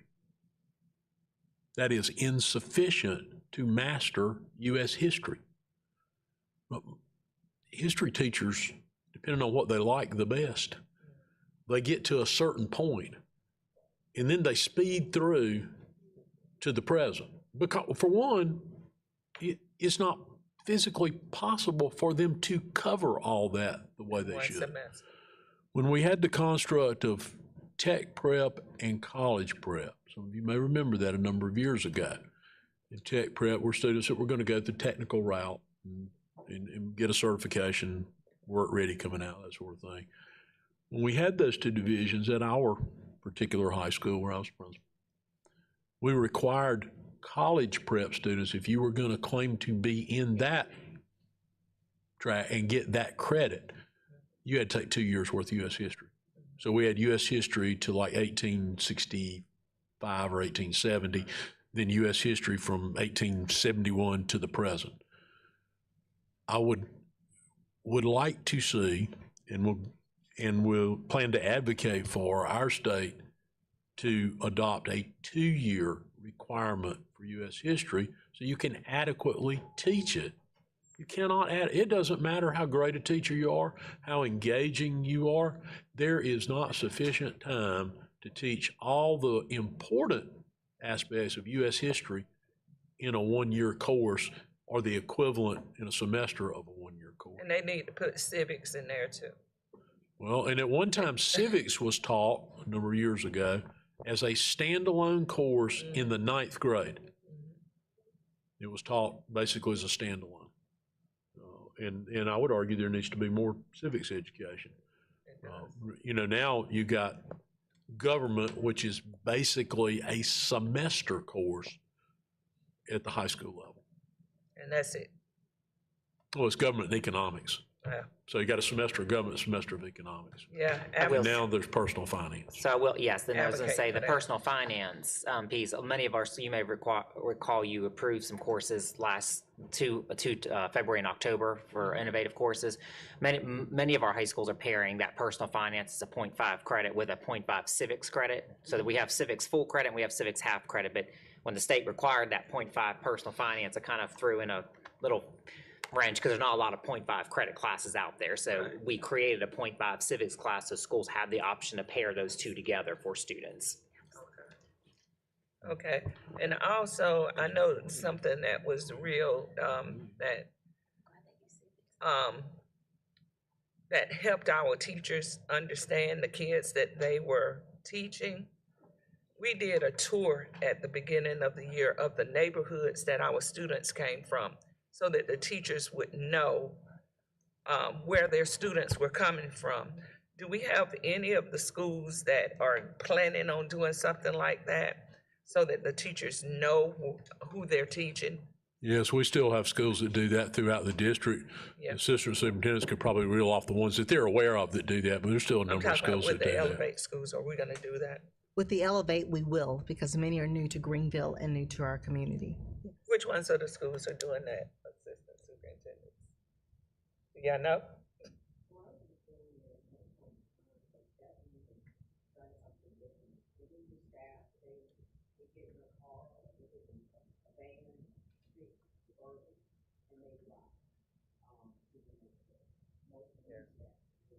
We took a big bus. Okay. All right. No other questions? Let's see. My computer has went down.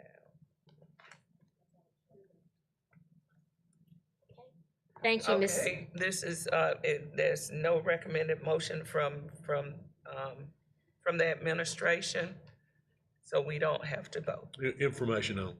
Information on. Thank you. Back to you, Dr. Stiles. Thank you, Ms. Michelle Goodwin-Caldwell. This concludes our committee of the whole meeting today. I need a motion to adjourn the Cal meeting. Motion to adjourn? We have a motion from Ms. Mosley. We have a second from Ms. Levinas Wells. All in favor, say aye. Aye. All opposed, no. Our committee of the whole meeting is adjourned at 12:28. Just a reminder to everyone that we will go into we'll have lunch, and then we'll go into executive session to look at our board self-assessment. So we'll try to get started as soon as possible. Thank you so much.